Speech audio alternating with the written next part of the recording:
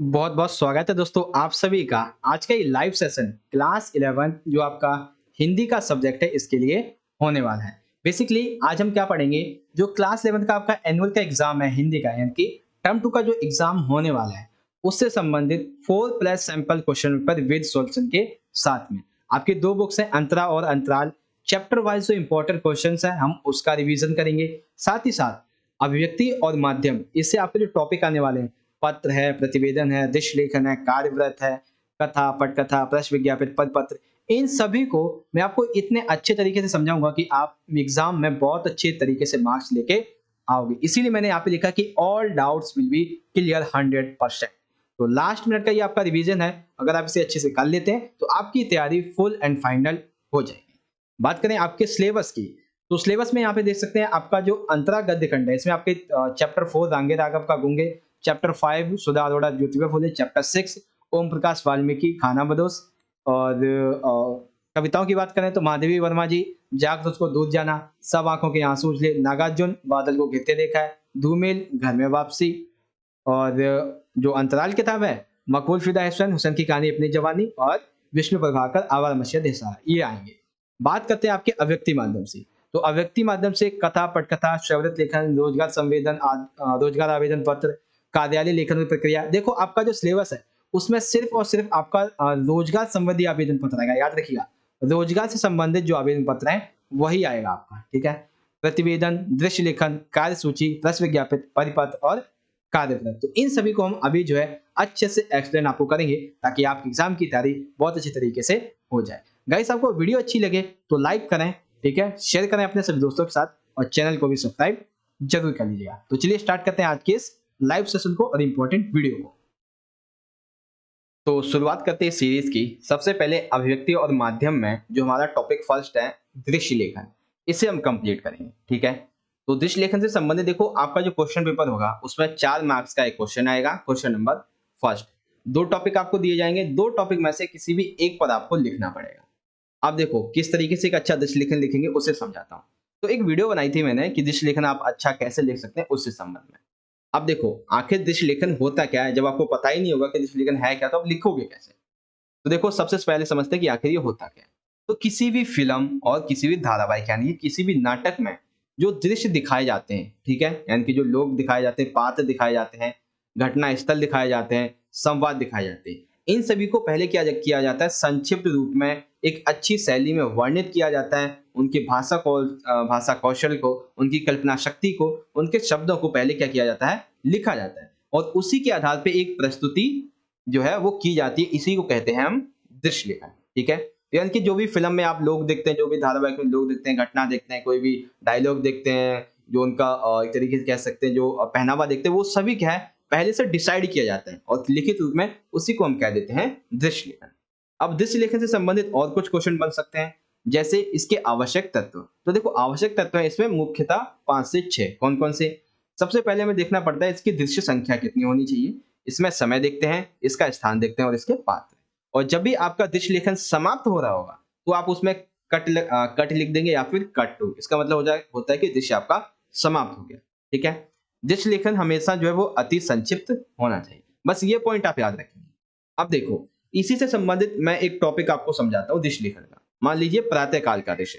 तो जब भी आप कोई दृश्य लेखन लिखेंगे तो आप उस दृश्य में जो बातें बताने वाले हैं उसका एक शॉर्ट नोट आप सबसे पहले लिखेंगे और अंडरलाइन कर देंगे, और इस तरीके का जो एक ब्रैकेट निशान होता है इस तरीके से लिखेंगे, ठीक है। मान लीजिए हमारा टॉपिक है एक सुहानी सुबह यानी कि प्रातः काल का दृश्य। इसको मैं आपको इसी वाले पॉइंट पे समझाता हूँ। देखो आपने क्या करना है दृश्य लेखन के लिए कि हमने इस तरीके से लिख दिया, ठीक है। अब जो पॉइंट आप यहाँ पे एक्सप्लेन करने वाले हो इन पॉइंट्स में, ठीक है, इस लाइन में जो एक्सप्लेन यहाँ पे करने वाले हो उन्हीं को हमें क्या करना है यहाँ पे लिख देना है। जैसे कि सबसे पहले हम क्या करेंगे कि प्रातःकाल के दृश्य में क्या होता है, सबसे पहले सूर्योदय होता है, फिर सुबह, उसके बाद आप बाहर जाते हैं, पार्क में जाते हैं, लोगों को देखते हैं, फिर बारिश होने लगती है, वापस से यहाँ पे एक पॉइंट और चाहे तो लिख सकते हैं घर, ठीक है। तो देखो आप इन पॉइंट को क्या करेंगे यहाँ पे आप एक्सप्लेन करेंगे। जैसे कि सुबह जैसे ही होती है तो सूर्य जो है वो आकाश में छाए हुए बादलों की जो लालिमा होती है उसे रंग देता है, पंछी अपने घोंसले को छोड़ने की तैयारी कर रहे होते हैं। तो ये दृश्य है प्रातः काल का, ठीक है। पंछियों की चहचहाहट जो है वो वातावरण में संगीत उत्पन्न कर देती है। जब आप बाहर निकलते हैं तो बाहर क्या होता है कि ठंडी ठंडी हवा चल रही होती है, जिसके कारण पेड़ पौधे झूम रहे होते हैं, फूलों पर भ्रमर गुंजार कर रहे होते हैं, फूलों से भीनी भीनी सी खुशबू आ रही होती है। आप पार्क का दृश्य लिख देंगे तो पार्क में लोग समूह बनाकर व्यायाम कर रहे होते हैं, जो महिलाएं होती है वो तन्मयता से तालियां बजा रही होती है, भजन गा रही होती हैं। और पार्क के पैदल पथ पर लोग जो है वो महिलाएं जो है वो क्या करती हैं, पुरुष जो है वो जॉगिंग कर रहे होते हैं। अचानक से अब देखो लोग भी हो गए, अब बचता है बारिश का। तो बारिश में हम क्या क्या लिख देंगे, यहाँ पे देखो ये अचानक से बादल जो है वो गड़गड़ाहट उत्पन्न होती है, आसमान गूंज उठता है, हल्की हल्की सी एक फुहार भी पड़ने लगती है, जिसमें से मिट्टी की एक सौंधी सौंधी सी खुशबू आती है। जो लोग सैर कर रहे थे, जो लोग व्यायाम कर रहे थे, जितनी भी योगिक क्रियाएं कर रहे थे, वो अपना आसन समेट कर एक शेड के नीचे, यानी कि एक तरीके से कह सकते हैं जहाँ पे बारिश ना हो उस प्रति छाया में जाने के लिए इधर उधर भागने लगे, और उसके बाद कट्टो। तो इस तरीके से आपका एक दिश लेखन कंप्लीट हो जाता है। तो इसी तरीके से आपका जो एग्जाम होगा उसमें भी आप दृश्य लेखन इसी तरीके से लिखेंगे, जैसा कि मैंने आपको अभी समझाया था। अब दूसरा एक टॉपिक हम दृश्य लेखन का और ले लेते हैं। कौन सा टॉपिक लेते हैं? मान लीजिए आपका आता है साप्ताहिक बाजार का दृश्य। देखिए, जो भी आपका टॉपिक का दृश्य है, कोई भी टॉपिक का दृश्य है, आपको हमेशा जिस तरीके से मैं बता रहा हूँ वैसे लिखना है। अब देखो, मान लीजिए मेरा टॉपिक है सोम बाजार का दृश्य, उसमें दुकानदार भी आते हैं, ठीक है। अब मान लीजिए मैं टॉपिक लेता हूँ यहाँ पे रविवार के दृश्य का, तो रविवार बाजार, ठीक है, यहाँ पे दुकानदार, सखी सहेलियां यानी जो महिलाएं उनके बारे में, रेडीमेड गारमेंट्स कपड़ों के बारे में, सब्जी मंडी और मजदूर। तो सबसे पहले रविवार बाजार के बारे में बता देंगे कि हमारे यहाँ पे प्रत्येक रविवार को बाजार लगता है, इसीलिए इसका नाम रविवार पड़ गया है, रवि बाजार। ठीक है, दुकानदार क्या कहते हैं, बहुत दूर दूर से भाग लेने आते हैं, यहाँ पे अपनी दुकानें लगाने के लिए आते हैं, और दोपहर के बाद बाजार लगना शुरू होता है। और जैसे ही लोग अपनी दुकानें लगाना शुरू करते हैं, वैसे जो बाकी के लोग हैं वो क्या करते हैं, बाजार में आना शुरू भी कर देते हैं। ठीक है, अब आता है यहाँ पे दूसरा पॉइंट महिलाओं के बारे में। तो महिलाओं को ये काफी लोकप्रिय था, क्यों? क्योंकि उन्हें लगता था कि यहाँ पे कोई भी चीज अगर यहाँ सस्ती भी है, अगर कोई चीज खराब भी निकल जाए तो अगले हफ्ते हम बदल भी सकते हैं। ठीक है, रेडीमेड गारमेंट से लेके, यानी कि यहाँ पे जो है रेडीमेड गारमेंट्स भी मिलते हैं, सुई धागा तक मिलता है, एक गली में सब्जी मंडी भी लगती है, ताकि जो लोग है वो आसानी से सब्जी वगैरह खरीद सकें। मजदूर क्या करते हैं, उनको चाहे वीक में एक बार ही पैसा मिले ना मिले, लेकिन रविवार को वो पैसे जरूर मांगते हैं, ताकि अपना राशन सब्जियां जो है, ओढ़ने पहनने के जो कपड़े हैं, उनका वो है आसानी से उन्हें एकत्र कर सके, भंडारण कर सके, सिंपल सा। तो एक दृश्य लेखन आप अच्छा किस तरीके से लिख सकते हैं, ये चीज आपको अच्छे से समझ में आ गई होगी। ठीक है, तो दृश्य लेखन से संबंधित सभी क्वेश्चन आपके कंप्लीट हो गए यहाँ पे। ठीक है, दृश्य लेखन होता क्या है, इसकी आवश्यक तत्व क्या है, उसके बाद इसके उदाहरण। अब देखो अगला देखते हैं। तो वीडियो चाहिए तो लाइक कीजिएगा।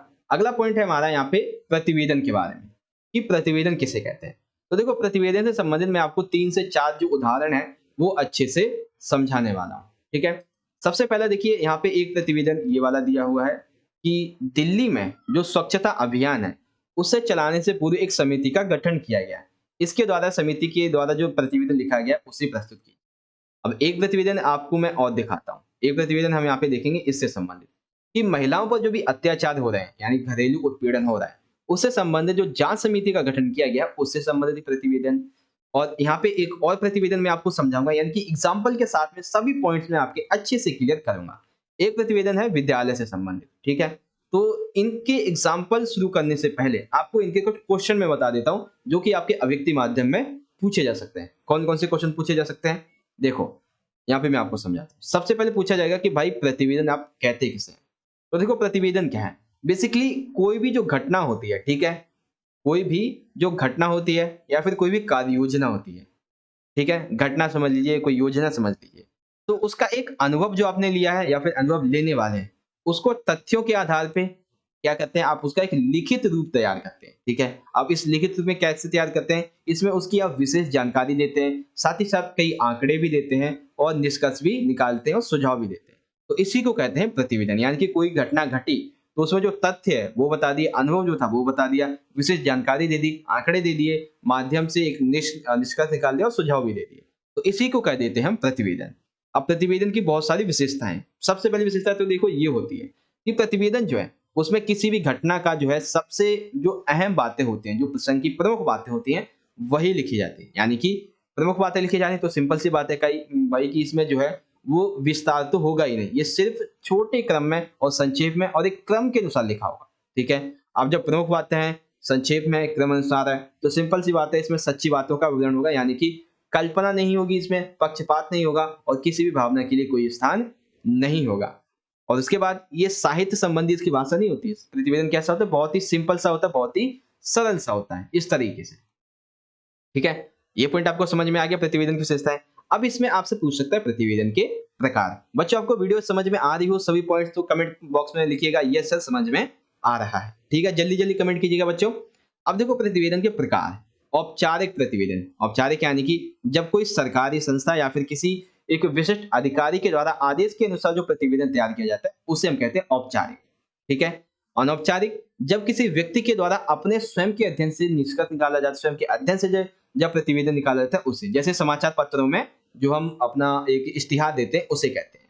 ठीक है, तो प्रतिवेदन कहते किसे हैं, इसकी विशेषताएं और इसके प्रकार, ये चीज आपको समझ में आ गई। अब देखो हम 3 एग्जांपल लिखेंगे प्रतिवेदन के, ताकि 3 मार्क्स का जो आपका एक क्वेश्चन है वो आपको पूरे मिल सकेंगे। और इसके बाद फिर हम देखो यहाँ पे प्रेस विज्ञापित भी समझेंगे, साथ ही साथ जो एक परिपत्र भी समझेंगे कैसे लिखा जाता है। तो सबसे पहले प्रतिवेदन समझिए। ठीक है, प्रतिवेदन आखिर होता क्या है।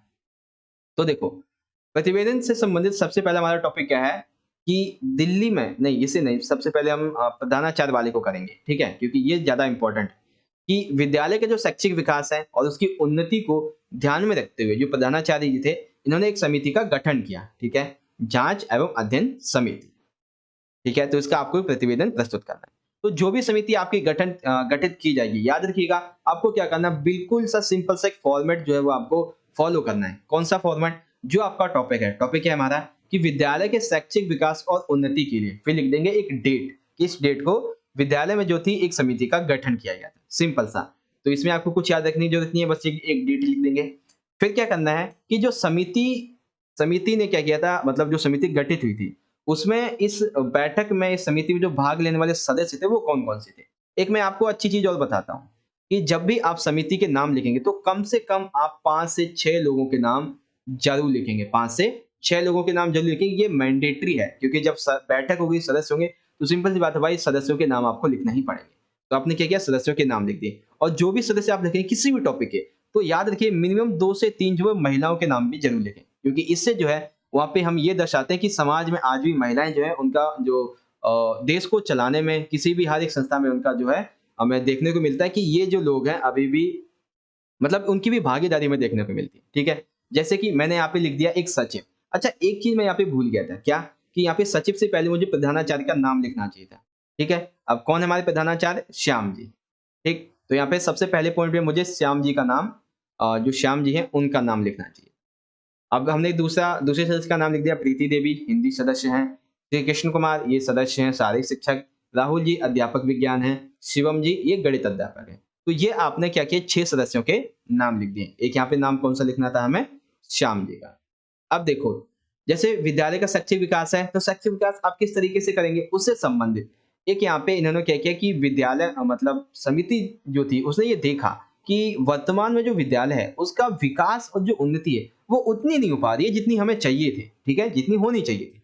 तो उन्होंने कहा कि भाई हम जो है वो निम्नलिखित सुधार करेंगे जिसकी वजह से जो बच्चे हैं वो और अच्छे से पढ़ेंगे और हमारे स्कूल का विकास होगा। क्या क्या सुधार करेंगे किसी भी स्कूल के विकास करने के लिए, तो हम क्या करेंगे कि बच्चों को नैतिक शिक्षा देंगे। ठीक है, उन्हें जो है प्रार्थना सभा, हमारी जो प्रार्थना सभा है उसे अब हम आयोजित करेंगे। प्रार्थना सभा में लोगों को, बच्चों को कहेंगे कि आप आओ अपने विचारों को यहाँ पे प्रकट करो डेली बेसिस पे कुछ बच्चों को। साथ ही साथ विद्यालय में कुछ मूलभूत आवश्यकताएं जैसे कि पीने का पानी और स्वच्छ शौचालय, इसकी हमें एक अच्छी और उचित व्यवस्था की जानी चाहिए। अब विद्यालय में सभी बच्चे हमेशा पढ़ते रहते हैं तो हमें क्या करना चाहिए कि उनके लिए एक पुस्तकालय बनवाना चाहिए और सारी शिक्षा जो है उन मतलब की जो खेल सामग्री है वो उपलब्ध कराई जाए। ठीक है, और देखो हमारे विद्यालय में क्या कि कंप्यूटर शिक्षा का तो प्रावधान है, यानी शिक्षा तो हम देते हैं। देखो कंप्यूटर की शिक्षा तो जरूर है लेकिन क्या है कि यहाँ पे अवरोध है, किस लिए, क्योंकि हमारे पास शिक्षक नहीं। तो हम क्या करेंगे, कंप्यूटर जो टीचर्स है उनकी भी बहुत जल्दी से भर्ती करेंगे। छात्र विकास के लिए हम क्या कर सकते हैं कि हम जो है उनके जो अभिभावक हैं उनसे बात करेंगे कि भाई आपका जो बच्चा है ये इस तरीके से पढ़ता है, आपको ये कहना चाहिए, इस तरीके से आप सुधार कर लीजिएगा। तो ये तो वो सुधार हो गए जो एक समिति ने दिए हैं। ठीक है, आपको ज्यादा नहीं 4 से 5 सुधार लिखने, याद रखिएगा। उसके बाद सबसे आखिरी जो पॉइंट होगा उसमें आप लिख देंगे हर एक प्रतिवेदन में क्या कि प्रत्येक 3 माह के पश्चात उपयुक्त सुझावों पर हम समीक्षा करेंगे, सिंपल सा। उसके बाद एक डेट लिख देंगे, ये डेट वो डेट होगी जिस दिन आप ये लिख रहे होंगे। ठीक है, यानी कि जिस दिन ये दिया गया है। और यहाँ पे जो डेट हमने लिखी थी ये वाली ऊपर जो हमने यहाँ पे ये डेट लिखी है, ये है उस दिन की जब समिति का गठन हुआ था, ठीक है, उस दिन की। उसके बाद हस्ताक्षर लिख देंगे, जितने भी बच्चे, जितने भी लोग हैं, जितने भी सदस्य हैं, उनके हस्ताक्षर के बारे में। तो एक प्रतिवेदन विद्यालय से संबंधित आपको समझ में आ गया। अब देखो दूसरा प्रतिवेदन हम समझते हैं एक सरकार के संबंध में। देखो, यहाँ पे क्या है कि दिल्ली में जो स्वच्छता अभियान चलाया जाना है, उससे पूर्व एक समिति का गठन किया गया। तो उस समिति के द्वारा जो प्रतिवेदन प्रस्तुत किया गया, उसे लिखो। तो देखो आप क्या कर देंगे, यहाँ पे मैंने डेट तो नहीं लिखी, लेकिन आप चाहें तो लिख सकते हैं, आपकी मर्जी है। दिल्ली में स्वच्छता अभियान चलाने व देखो, आप ऐसे भी लिख सकते हैं कि दिल्ली में स्वच्छता अभियान चलाने से पूर्व एक समिति का गठन किया गया जिसमें सदस्य थे, या फिर हमारी दिल्ली व स्वच्छ दिल्ली। इसके नोट को समर्थक बनाने हेतु समिति का एक गठन किया गया था। अब इस समिति में बहुत सारे लोग थे। पहले सचिव होता है, फिर अध्यक्ष आते हैं, फिर अन्य सदस्य आते हैं। तो हमने क्या किया, 5 से 6 लोगों के नाम लिख दिए। अब आपको ये सदस्य के जो नाम है वो लिखने जरूरी है, 5 से 6। अब क्या किया कि ये जो समिति थी, इस समिति ने एक प्रतिवेदन प्रस्तुत किया। क्या प्रतिवेदन प्रस्तुत किया? इसने कहा कि हमारी जो दिल्ली है वो ऐतिहासिक और इसका एक खुद का एक प्राचीन महत्व है, तो हमें इसकी स्वच्छता का ध्यान रखना अनिवार्य है। तो अब हम ये अनिवार्यता जो है वो किस तरीके से कर सकते हैं, यानी कि स्वच्छता का जो ध्यान है वो हम किस तरीके से रख सकते हैं, ये बताया गया। बच्चों, अगर आपको प्रतिवेदन अच्छे से समझ में आ रहा है तो बताइए कमेंट करके। अगर कोई आपका डाउट है तो पूछिए, मैं आपको कमेंट बॉक्स में रिप्लाई कर दूंगा, ठीक है। अब देखो, जो समिति थी उसने क्या-क्या कहा कि हमारे देश की, हमारे जो आस-पास की सड़कें हैं, हमें क्या करना चाहिए, उनकी सड़कों की चौड़ाई अधिक बढ़ा देनी चाहिए। जो नालियाँ हैं उन्हें उन्हें हमें गहरा कर देना चाहिए। साथ ही साथ उन्हें पक्का बनाया जाए ताकि जो पानी है वो बाहर ना निकले। जो धार्मिक स्थल हैं, उस पे चढ़ाई गई जितनी भी फूल मालाएँ होती हैं, पत्ते होते हैं, छिलके होते हैं, इन सभी को हमें क्या करना है, नदियों में या फिर इधर-उधर नहीं फेंकना है। हमें इनको मिट्टी के अंदर दबा देना है और शायद 2-4 साल में ये खुद अपने आप सड़ जाएँगे, वो भी मिट्टी बन जाएँगे। सड़कों के किनारे हमें कुछ-कुछ दूरी पर कूड़ेदान का इंतजाम करना चाहिए, जिससे लोग कूड़ेदान का उपयोग करेंगे और गंदगी नहीं फैलेगी। जो भी टूटी-फूटी सड़कें हैं, हमें उसकी मरम्मत करनी चाहिए। साथ ही साथ सड़कों के किनारे पर जो पेड़-पौधे हैं, जो चौराहे हैं, वहाँ पे हमें कुछ ऐसी मूर्तियाँ लगा देनी चाहिए, जिससे कि जो लोग हैं, वो गंदगी वहाँ पे ना फैलाएँ। बिजली के जो तार हैं, वो अभी हम देखते हैं कि हमारे घरों के आस-पास बहुत सारे तारों का एक बवंडर सा बना रहता है। तो हमें क्या करना चाहिए, इन तारों को भूमि के अंदर से ले जाना चाहिए, ठीक है? जितनी भी इमारतें जो ऐतिहासिक है, जो पुरानी है, जो जर्जर है, यानी कि जो शायद खत्म हो सकती हैं, तो हमें क्या करना चाहिए, ऐसी इमारतों को पुरातत्व विभाग की सेवाओं में भेज देनी चाहिए ताकि उनका जो संरक्षण किया जा सके। उसके बाद फिर से वही लाइन कि प्रत्येक 2 माह के पश्चात हम उपयुक्त सुझावों पर जो प्रगति है सो जो समीक्षा की गई उसे लिखेंगे। उसके बाद हस्ताक्षर 19 अप्रैल 2022। फिर यहाँ पे लिख दिया हमने क्या, अध्यक्ष, यानी कि मतलब जो हस्ताक्षर है वो लिख देंगे। आपको क्या करना है, मैंने यहाँ पे नाम लिखे हैं, अध्यक्ष, ये सदस्य वगैरह, तो आपको वहाँ पे उन बंदों के नाम लिखने हैं जो जिन्होंने यहाँ पे भाग लिया है। अब किस किसने भाग लिया था वो हमने देखा था, यहाँ पे इन बंदों ने भाग लिया, तो इनका आपको नाम लिखना है, सिंपल सा। तो दूसरा आपको यहाँ पे समझ में आ गया, जब आपको किसी भी स्वच्छता अभियान से संबंधित लिखना हो प्रतिवेदन, ठीक है। तो अभी तक अराउंड हमारी 20 मिनट की वीडियो बन चुकी है। अब देखो, अब तीसरा प्रतिवेदन जो है, अब हम उसका एग्जांपल लेंगे कि महिलाओं के साथ, ठीक है, महिलाओं के साथ जो घरेलू उत्पीड़न होता है उससे संबंधित जांच समिति का प्रतिवेदन।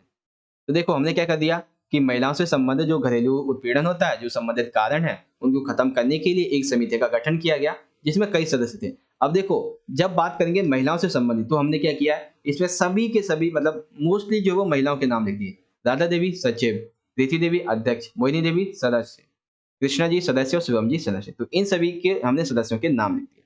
उसके बाद इस समिति ने जो था अपना प्रतिवेदन प्रस्तुत किया। क्या प्रतिवेदन प्रस्तुत किया कि नारी जिसे कभी दुर्गा तो काली का रूप बताया जाता है, लेकिन आज कई छोटे-छोटे देशों में, गाँवों में, कई कस्बों में महिलाओं के साथ उत्पीड़न, घरेलू हिंसा जैसी मामलाएँ सामने आती हैं, तो हमें इनको रोकने के लिए कुछ उपाय करने चाहिए। वो कौन-कौन से उपाय हैं?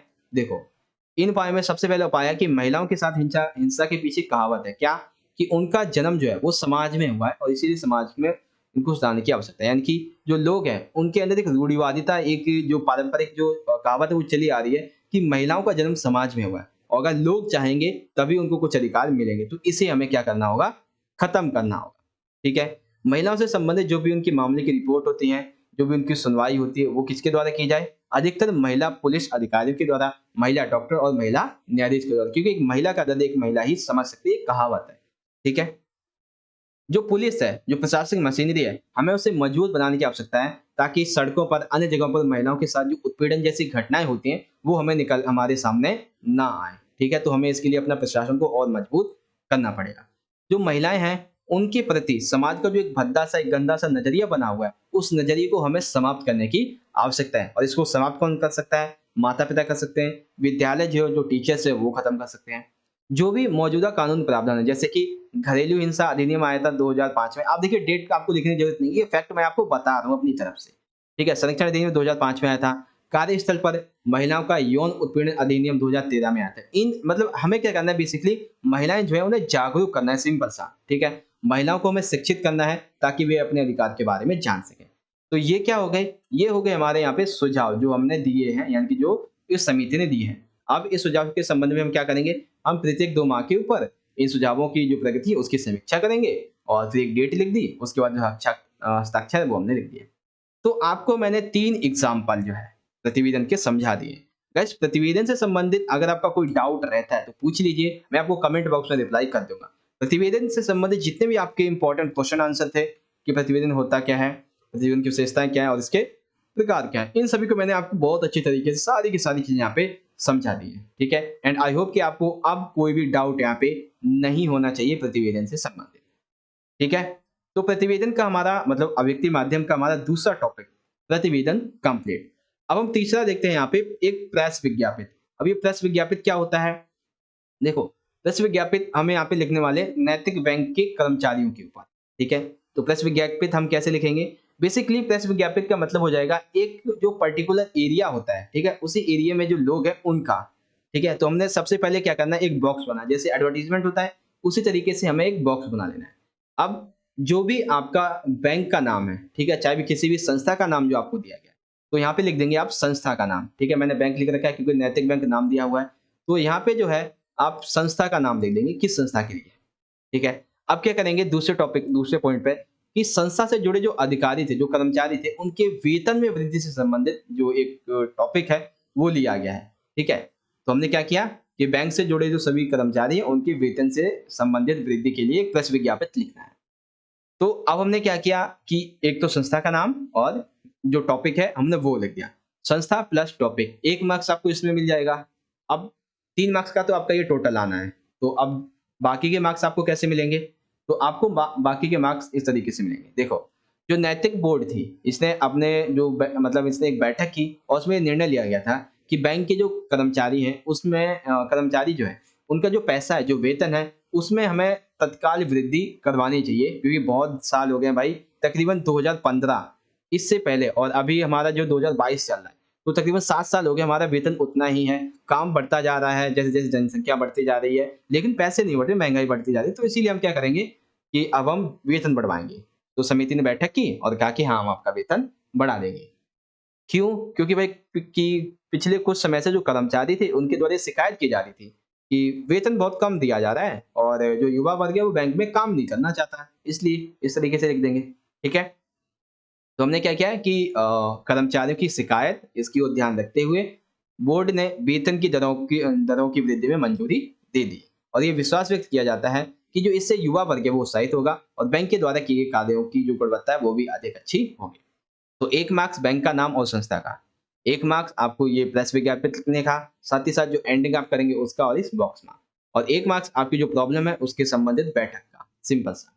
तो प्रेस विज्ञापित क्या है कि जैसे मान लीजिए कोई बैंक होती है उसमें आपने देखा होगा कि आज बैंक में ये होगा, आज बैंक में इस तरीके से बंद है। तो इन सभी चीज़ों को जो है प्रेस विज्ञापित के नाम से आप यहाँ पे एक्सप्लेन कर देंगे। ठीक है? तो प्रेस विज्ञापित आपको समझ में आ गया, इस तरीके से लिख देंगे। उसके बाद अब देखो यहाँ पे हम लिखने वाले हैं एक परिपत्र। ठीक है? अब अगला टॉपिक है हमारा परिपत्र का। तो परिपत्र हम लिखने वाले हैं मोबाइल फ़ोन पर होने वाले व्यय की जो सीमा है, यानी कि जब आप फ़ोन का यूज़ करते हैं तो उसपे कितना पैसा आपका लगता है उससे संबंधित है। और ये किसके द्वारा लिखा जाएगा? अखिल भारतीय साहित्य एवं सांस्कृतिक संस्थान, इसके द्वारा। तो आते हैं भाई, देखते हैं कैसे लिखेंगे आप। तो यहाँ पे बेसिकली क्या है कि एक जो मिस्टेक हुई थी मेरे से, वो मिस्टेक क्या हुई थी मैंने आपको पिछली वीडियो में बताया था कि यहाँ पे जो है जो पॉइंट है आपका, जो टॉपिक है, उस पे आपको ये प्रेस विज्ञापित नहीं लिखना है, आपको यहाँ पे लिखना है परिपत्र। ठीक है? आपने यहाँ पे लिख दिया परिपत्र और उसके बाद आपने क्या किया, इसे कर दिया अंडरलाइन। अब देखो परिपत्र में आपको क्या करना है, ये भी बिल्कुल एक तरीके से प्रेस विज्ञापित की तरह है, लेकिन इसमें थोड़ा-सा डिफरेंस है। सबसे पहले आपको लिखना है उस संस्थान का नाम जिसके द्वारा ये लिखा जा रहा है और लिख देंगे फिर महानिदेशालय। उसके बाद एक डेट लिख देंगे। आप ये पत्रांक लिखना चाहे तो लिख सकते हैं, क्योंकि जो भी एक ये पत्र होता है, जो परिपत्र होता है, वो किसके द्वारा लिखा जाता है? एक बड़े अधिकारी के द्वारा एक निचले अधिकारी के लोगों। यानी कि ये एक जो हाई लेवल पे है, मान लीजिए अगर हम बात करें सुप्रीम कोर्ट की, तो सुप्रीम कोर्ट के द्वारा हाई कोर्ट के अधिकारी जो है उनके लिए लिखा जाएगा। तो इसीलिए हमेशा एक ही जो पत्रांक है वो आपको इस तरीके से लिखना होता है। ठीक है? तो आपने क्या किया, पत्र भी लिख दिया और संस्था का नाम भी लिख दिया, उसके बाद डेट भी लिख दी, डेट भी आपको लिखना ज़रूरी है, ठीक? और जो अधिकारी कहाँ क्या वो लिख देंगे। देखो दोबारा समझो कि परिपत्र में सबसे पहले टॉपिक और उसका एक अंडरलाइन, ठीक है? मतलब टॉपिक नहीं, परिपत्र लिख देंगे और अंडरलाइन। उसके बाद जिस संस्था के द्वारा लिखा जा रहा है, मान लीजिए सुप्रीम कोर्ट है, सुप्रीम कोर्ट के द्वारा जो हाई कोर्ट के जो अधिकारी है उनके द्वारा लिखा जा रहा है, ठीक है? महानिदेशालय यानी कि आपको एक जो निर्देश है वो दिया जाता है। साथ ही साथ एक पंत्रांक लिख दिया आपने। आपने लिख दिया कि ये जो संस्थान है वो कहाँ का है, तो सुप्रीम कोर्ट कहाँ की है? हमारी नई दिल्ली की है। डेट लिख दी हमने 30 मई 2021। उसके बाद आपका विषय, विषय क्या है? विषय हमारा मोबाइल फ़ोन पर जो व्यय हो रहा है, उससे संबंधित जो एक सीमा हम निर्धारित करने वाले हैं, उससे संबंधित है। ठीक है? अब देखो, यहाँ पे लिखेंगे हम, इसके अंदर जो आप डेट लिखेंगे, वो आपकी डेट होनी चाहिए थोड़ी-सी पहले की। यहाँ पे डेट बेसिकली हाँ, देखो महानिदेशालय, महानिदेशालय यानी कि ये जो अखिल भारतीय संस्कृत संस्थान है, इसको हम महानिदेशालय लिख दे रहे हैं। तो महानिदेशालय ने उपयुक्त विषय पर दिनांक 23 नवंबर 2018 को एक समसंख्यक परिपत्र जारी किया था। क्या कहा था उसमें? ये कहा गया था कि उपयुक्त परिपत्र के द्वारा जो मोबाइल फ़ोन है, उस पर जो आप व्यय करते हैं, उसकी सीमा दर जो वो कितनी होगी? हर महीने की 2000 होगी। यानी कि आप कोई भी परिपत्र यूज़ करते हैं, ठीक है? सॉरी, जो मोबाइल फ़ोन यूज़ करते हैं, उसका जो आपको प्रति माह पैसा देना पड़ेगा, वो 2000 होगा, ठीक है? उसके बाद जो अखिल भारतीय साहित्य एवं संस्कृति बोर्ड था, इसके द्वारा इस पर एक पुनर्विचार किया गया और ये देखा गया कि हमें इसमें संशोधन करने की आवश्यकता है। तो संशोधन इन्होंने क्या किया कि उन्होंने जो दिल्ली क्षेत्रीय कार्यालय थे, इनके लिए 6000, पहले क्या था 2000 था यहाँ पे, ठीक है? फिर उसके बाद इनके लिए 6000 प्रति माह जो इनका एक व्यय था, वो बढ़ा दिया गया। और उसके बाद आखिरी पॉइंट पे आप यहाँ पे लिख देंगे बेसिकली कि उपयुक्त परिपत्र के अनुसार जो देखो उपयुक्त जो परिपत्र है, इसमें जो भी देखो, ये परिपत्र क्या था कि 23 नवंबर 2018 को लिखा गया था, जिसमें 2000 सीमा थे। लेकिन अभी का जो है, इसमें आपकी सीमा होगी 6000 और केवल जो पैसे की सीमा है वो आपकी बढ़ाई गई है, बाकी के बाकी जो प्रावधान है वही है। और ये निर्णय जो है तत्काल रूप से लागू होगा। यहाँ पे उस व्यक्ति का नाम लिख देना है, अगर नाम दे रखा है, वैसे नाम देगा नहीं, तो आप अपना भी नाम लिख सकते हैं, किसी का भी। तो इस तरीके से एक प्रेस विज्ञापित आपको कैसे लिखना है, ये वाला देख लिया आपने, ठीक है? प्रेस विज्ञापित आपको जो है वो किस तरीके से लिखना है। उसके बाद आपको एक परिपत्र कैसे लिखना है, ये भी आपको समझ में आ गया होगा। तो अब हम अव्यक्तीय माध्यम की बात कर लेते हैं, कौन-कौन से टॉपिक हमारे कंप्लीट हो चुके हैं। हमारा परिपत्र भी कंप्लीट हो चुका है, ठीक है? और प्रेस विज्ञापित भी कंप्लीट हो चुका है। अब हम देखते हैं एक कार्यसूची और एक कार्यवृत्त। तो आ जाते हैं। अब इसमें हमें देखना पड़ेगा कि हमने किस सैंपल पेपर में आपको कार्यवृत्त और एक कार्यसूची करवाई हुई है। तो यहाँ पे है, इसमें होगा शायद, हाँ देखो, ये है एक कार्यवृत्त। कार्यवृत्त का मतलब हो जाएगा, एक तरीके से आप कह सकते हैं कि जो कोई भी एक आयोजन किया जा रहा है, किसी भी चीज़ का आयोजन किया जा रहा है, जैसे कि विद्यालय में क्या है, एक मातृभाषा दिवस मनाया जा रहा है। तो इस मातृभाषा दिवस से संबंधित आपको एक कार्यवृत्त तैयार करना है। अब इस कार्यवृत्त में क्या-क्या चीज़ें होंगी, उसको उसको समझिए। तो देखिए, अगर आपके विद्यालय से संबंधित आएगा, तो आप लिख देंगे कि सर्वोदय विद्यालय अशोक विहार, जो कुछ भी आप चाहें तो लिखना चाहें, लिख सकते हैं। नई दिल्ली की जो मातृभाषा दिवस आयोजन समिति है, उसका बैठक का कार्यवृत्त। तो सबसे पहले कैसे लिखेंगे कि विद्यालय के जो प्रधानाचार्य थे, उन्होंने विद्यालय के जो प्रधानाचार्य, जो उनका रूम होता है, जो कक्ष होता है, उसमें 25 फरवरी 2022 को 10 बजे वार्षिक मातृभाषा दिवस जो था, उसका आयोजन संपन्न हुआ। अब इस आयोजन में भी देखो, प्रतिवेदन की तरह भी आपको इसमें कुछ सदस्यों के नाम लिखने हैं। जैसे प्रतिवेदन में हमने 5-6 सदस्यों के नाम लिखे थे, उसी तरीके से इसमें भी आपको 5-6 सदस्यों के नाम लिखने हैं। अब देखो, हिंदी दिवस है, तो सिंपल सी बात है, एक प्रधानाचार्य लिखेंगे, एक हिंदी शिक्षक। उसके बाद इसमें एसएमसी मेंबर्स भी आपको लिखना है, कुछ 1-2 सदस्य भी लिखना चाहें तो लिख सकते हैं, इस तरीके से। यानी कि ओवरऑल देखें तो कार्यसूची में आपको 6 से 7 लोगों के नाम इसमें लिखने पड़ेंगे और ये नाम आपको स्वयं लिखने हैं, आपको लिखे हुए नहीं मिलेंगे, याद रखिएगा, ठीक है? अब देखो, ये आपने नाम लिख दिए। अब जब भी हमारी बैठक शुरुआत होगी, तो बैठक जब हमारी शुरुआत हुई, तो जो प्रधानाचार्य थे, उन्होंने क्या-क्या सभी का स्वागत किया और जो पिछली बैठक हुई थी, उसका निर्णय लिया। उसके बाद जब थोड़ी बहुत बातचीत हो गई, तब ये देखा गया कि जो वार्षिक मातृभाषा दिवस है, उसका प्रस्ताव जो था वो रखा गया। इसका प्रस्ताव सभी सदस्यों ने कर दिया। उसके बाद जो अध्यक्ष थे, इन्होंने अध्यक्ष ने सुझाव दिया कि भाई हम जो है 10 मार्च 2022 को विद्यालय में मातृभाषा दिवस आयोजित करेंगे, ठीक? तो उससे पूर्व मातृभाषा दिवस से संबंधित कुछ हमें क्या करना है कि कुछ समितियों की सर्वसम्मति को क्या करना है, मतलब कुछ समितियाँ हैं, उनको हमें गठित करना पड़ेगा, ठीक है? यानी कि देखो, जो आपका टॉपिक है उससे संबंधित आपको 3 से 4 जो समितियाँ होंगी उनके नाम भी लिखने हैं। अब देखो कोई भी आपका मान लीजिए कोई भी खेल सम कोई एक तरीके से मान लीजिए एक ये तो हो गया। 1 सेकंड इसको हटाना पड़ेगा मुझे। हाँ, ये तो हो गया मातृभाषा दिवस से संबंधित, ठीक है?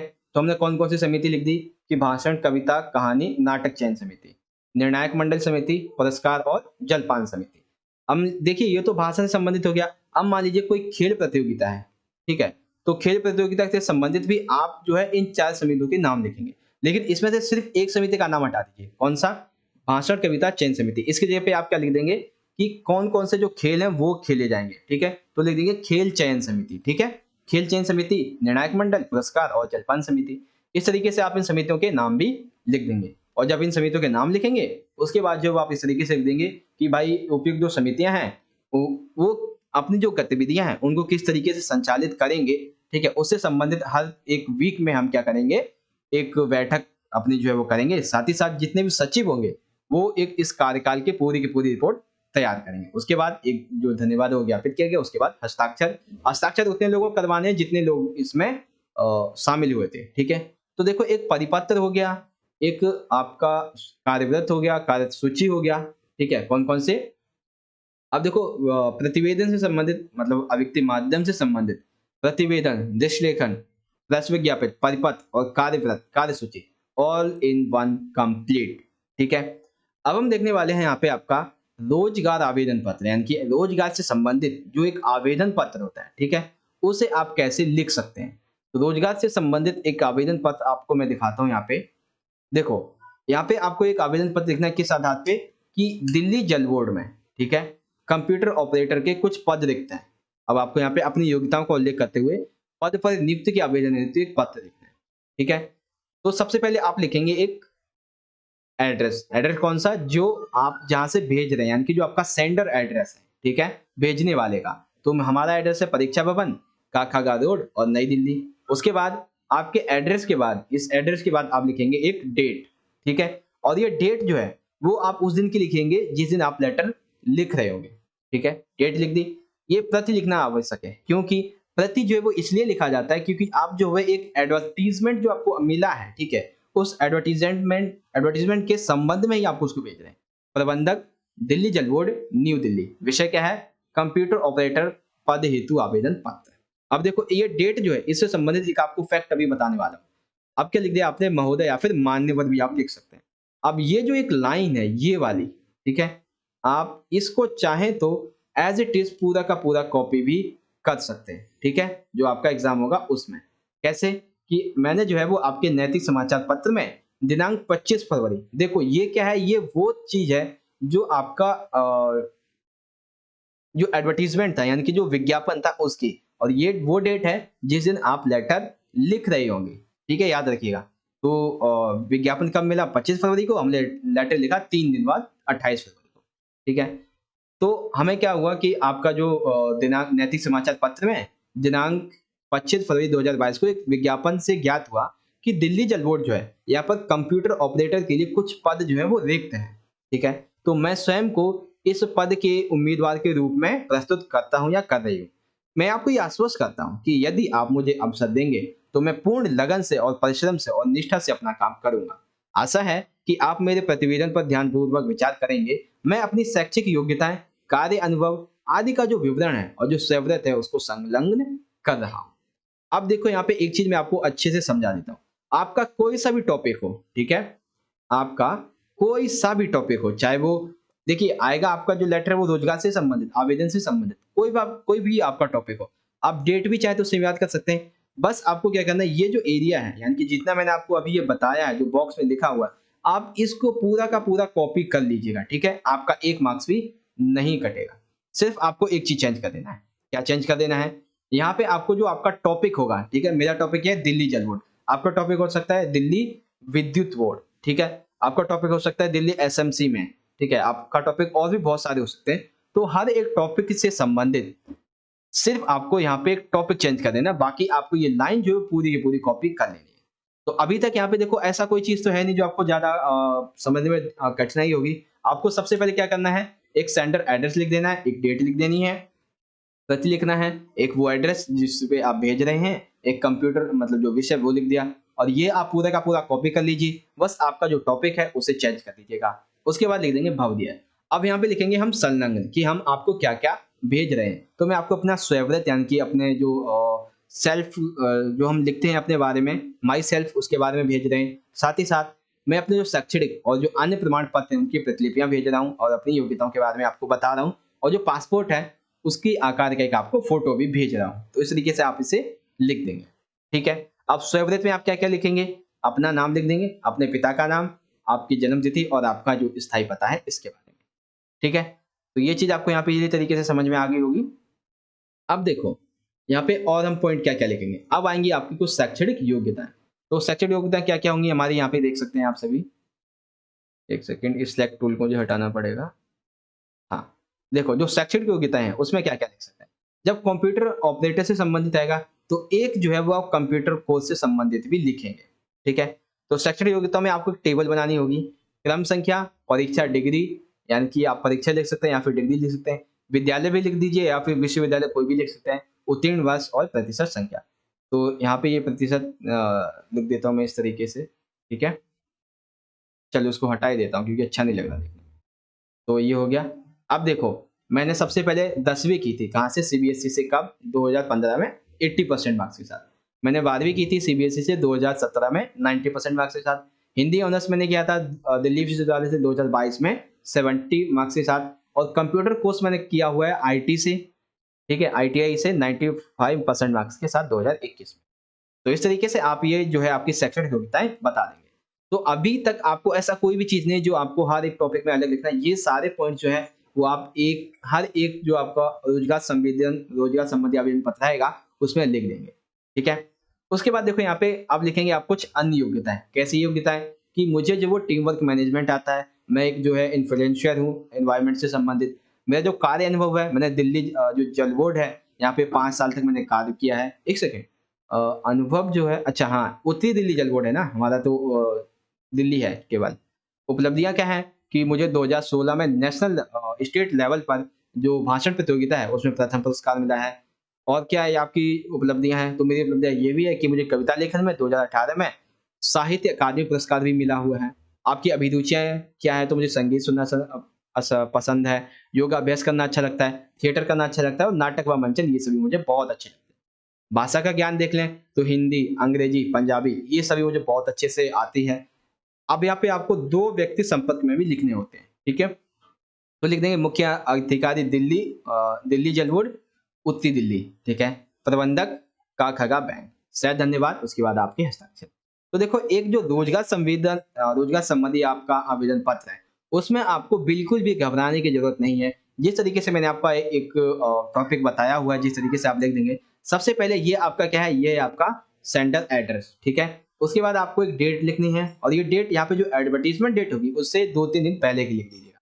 प्रति और उसके बाद जो सेंडर एड्रेस है वो लिखेंगे और फिर ये जो है आपका विषय, ठीक है? अब यहाँ पे जो है, यहाँ पे लिख देंगे आप इस पूरे चीज़ को कॉपी कर लेंगे, बस आपको जो आपका टॉपिक है उसे चेंज कर देना है, ठीक है? टॉपिक चेंज कर देंगे।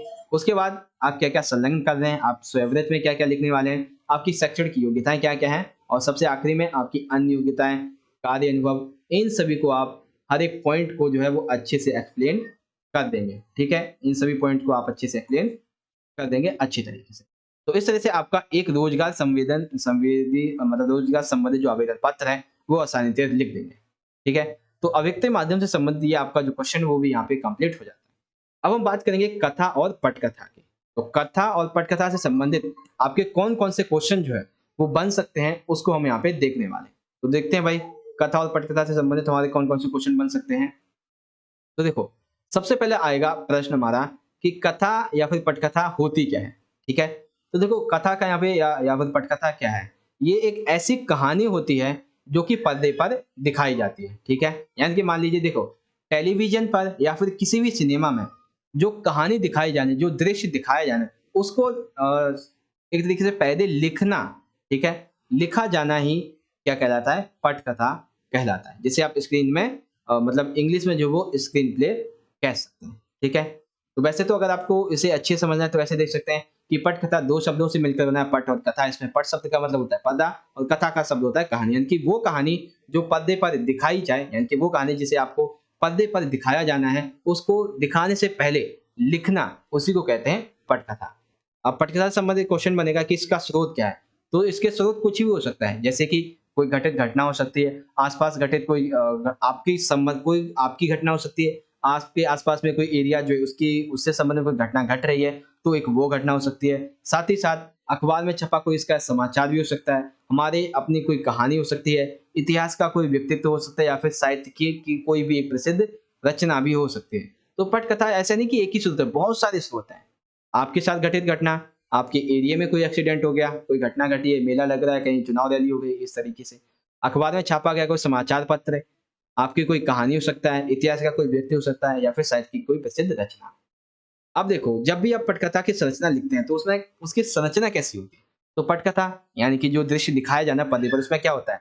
पात्र होते हैं, उनका चरित्र होता है, हीरो होता है, विलेन होता है, घटना स्थल होते हैं, एक कहानी का क्रमिक रूप से विकास होता है और उसका अंत होता है। ये सारी चीज़ें होती हैं संरचना में।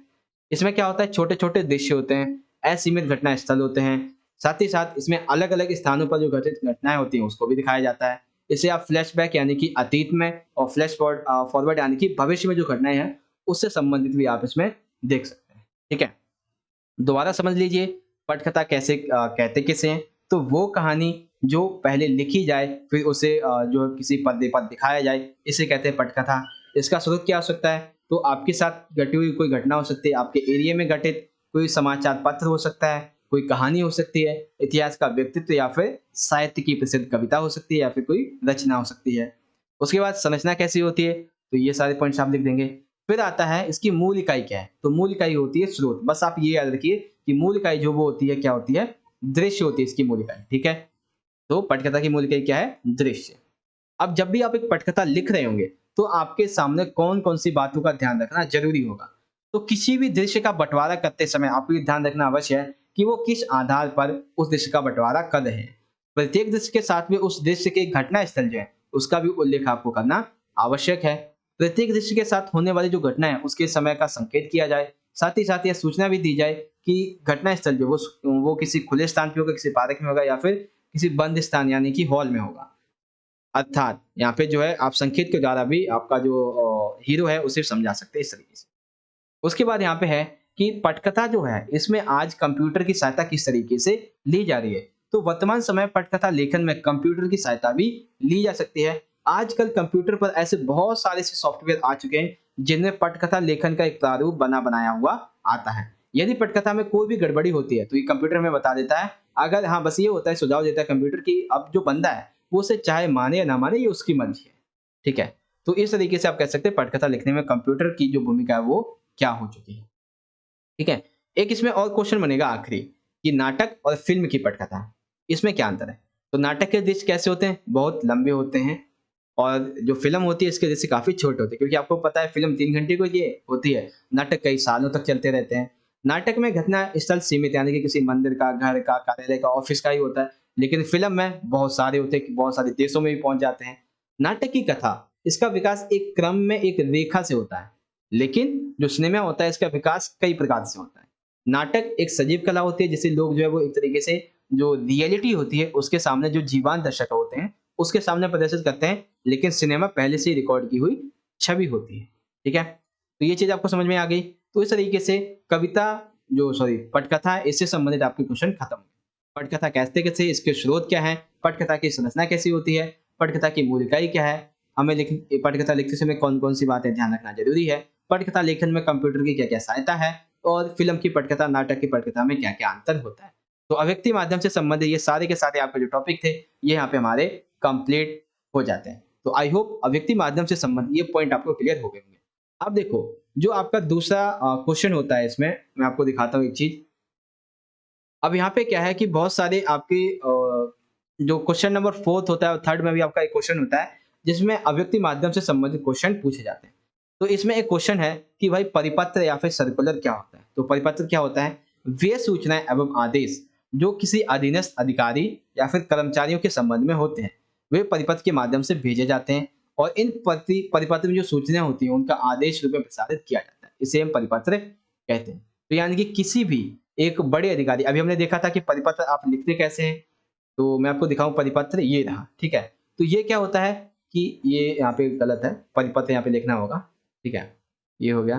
तो ये जो परिपत्र है, ठीक है, ये किसके द्वारा लिखा जाता है? सुप्रीम कोर्ट से मान लीजिए हमें लिखना है हाई कोर्ट की तरफ, यानी कि जो लेवल है, लेवल लेवल 10 से लेवल जो 9 का बंदा है इसके लिए भेजा जाता है, यानी कि बड़े अधिकारी से छोटे अधिकारी को ये भेजा जाता है इस तरीके से, ठीक है। अब इसकी विशेषताएं क्या होती हैं? जब देखिए बड़े अधिकारी के द्वारा भेजा जा रहा है तो सिंपल सी बात है भाई कि इसमें किसी भी प्रकार का संबोधन तो होगा नहीं, ठीक है। साथ ही साथ उच्च कार्यालय से निम्न कार्यालय में भेजा जाता है।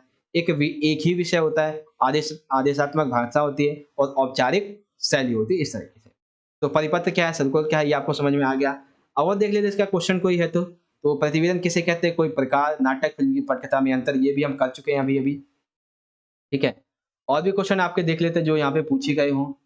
तो परिपत्र, हाँ, आनुषंगिक टिप्पणी क्या है? ये देखो। तो इसका मतलब क्या है कि जब भी कोई सहायक या फिर आरंभिक कोई मुख्य टिप्पणी जो है, उससे संबंधित कोई अधिकारी है। मान लीजिए टिप्पणी है आपकी एक रोड के ऊपर, रोड यानी कि रोड सेफ्टी के ऊपर, ठीक है। 1 सेकंड, ये क्या लिख रहा हूँ मैं? हाँ, मान लीजिए आपका जो सहायक है आरंभिक मुख्य टिप्पणी वो किसके ऊपर है? रोड सेफ्टी के ऊपर है।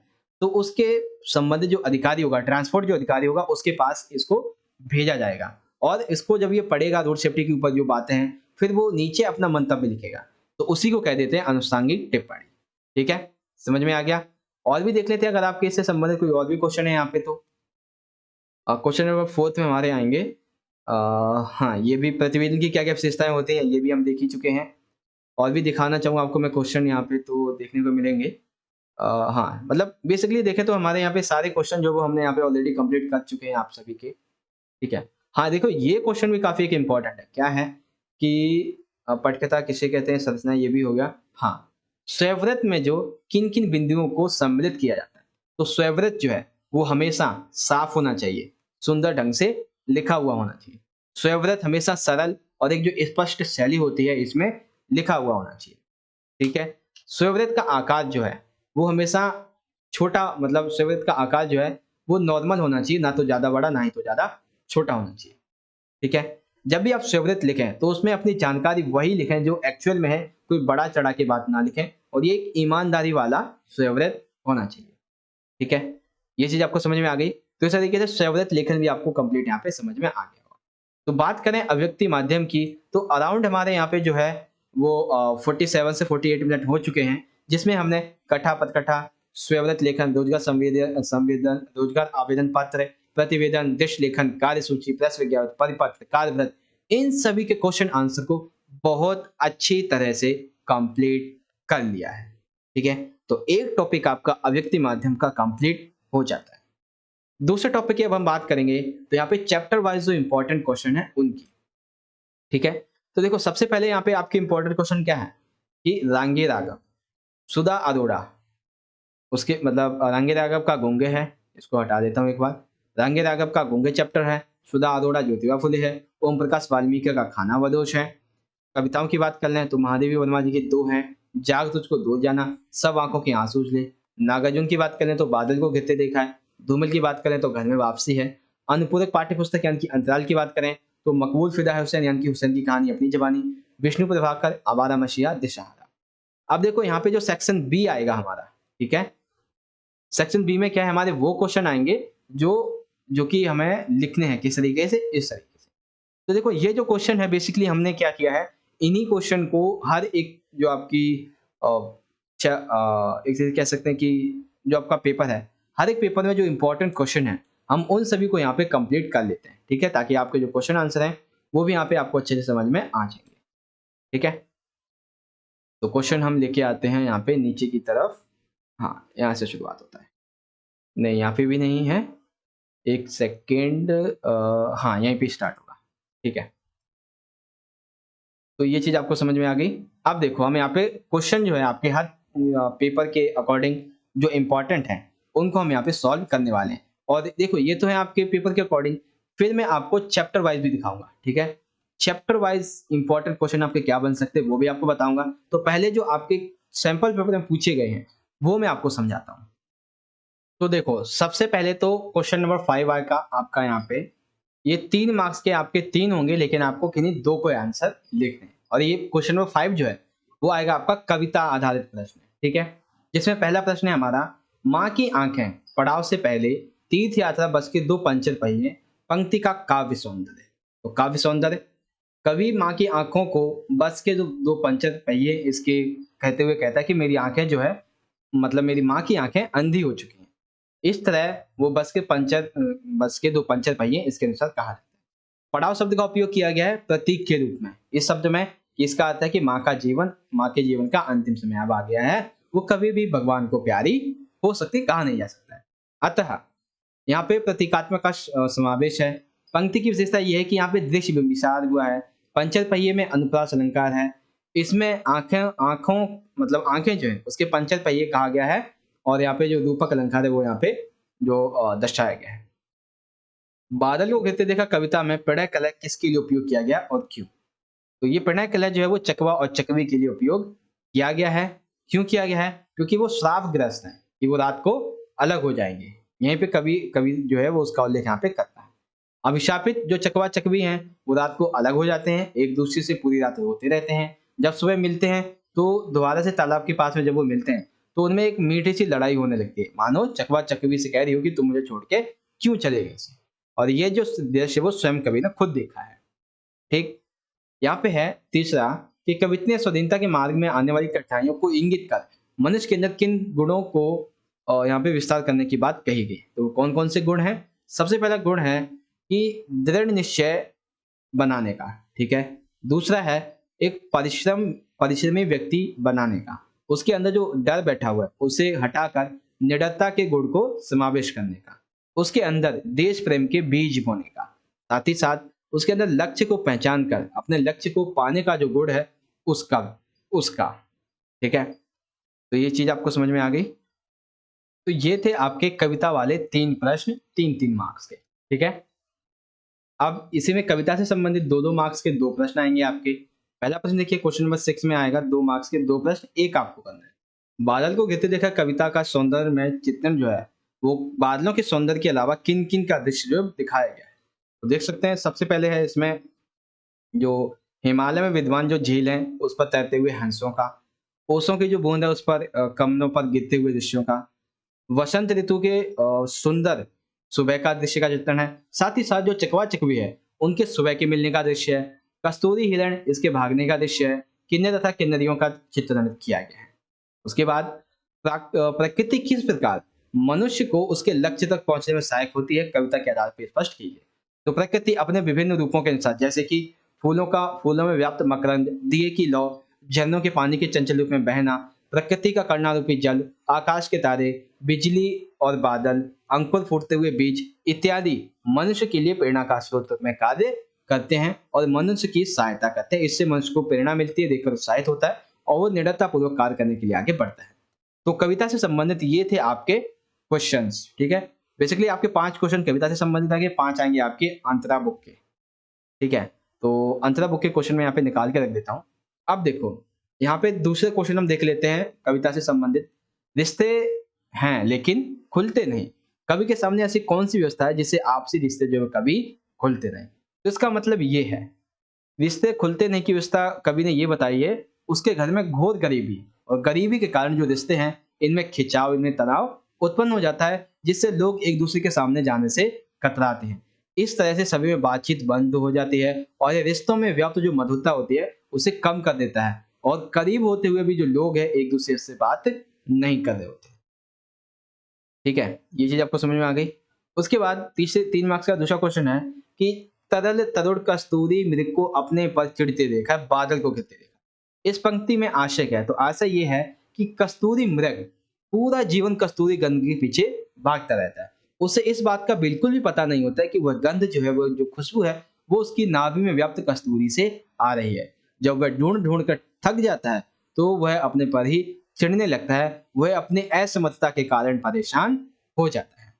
उसके बाद तीसरा है जाग तुझको दूर जाना कविता में अमरता सूत्र का संबोधन किसके लिए किया गया है और क्यों। तो कवित्री के अनुसार जो व्यक्ति है वो एक अच्छे जीवन मार्ग पर चलता है, ठीक है। तो उसके अंदर देखो बेसिकली हर एक व्यक्ति के अंदर क्या होता है, एक जीवन होता है। उसी जीवन को कहा गया है परमात्मा का अंश यानी कि आत्मा। तो आत्मा जो है, शरीर शरीर जो वो मर जाता है यानी कि शरीर जो वो जल जाता है, राख बन जाता है, लेकिन आत्मा कभी मरती नहीं है, वो परमात्मा का अंश है। यानी कि हर एक व्यक्ति में परमात्मा के अंश को जिसे आत्मा कहते हैं उसी को अमरता सूत्र कहा गया है।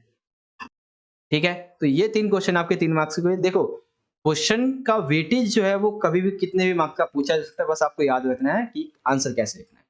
अब देखो एक क्वेश्चन है, सब आंखों के आंसू उजले विशेषण का प्रयोग महादेवी वर्मा ने किस संदर्भ में किया और क्यों। तो देखो आंसू जो है वो पवित्रता का प्रतीक माने जाते हैं, जिनमें कोई भी किसी भी प्रकार का छल कपट नहीं होता है। ये पवित्र होते हैं, निर्मल भावना का ये प्रतीक होते हैं। सभी की कल्पना में चूंकि सत्य पलता है इसीलिए निराधार नहीं होते।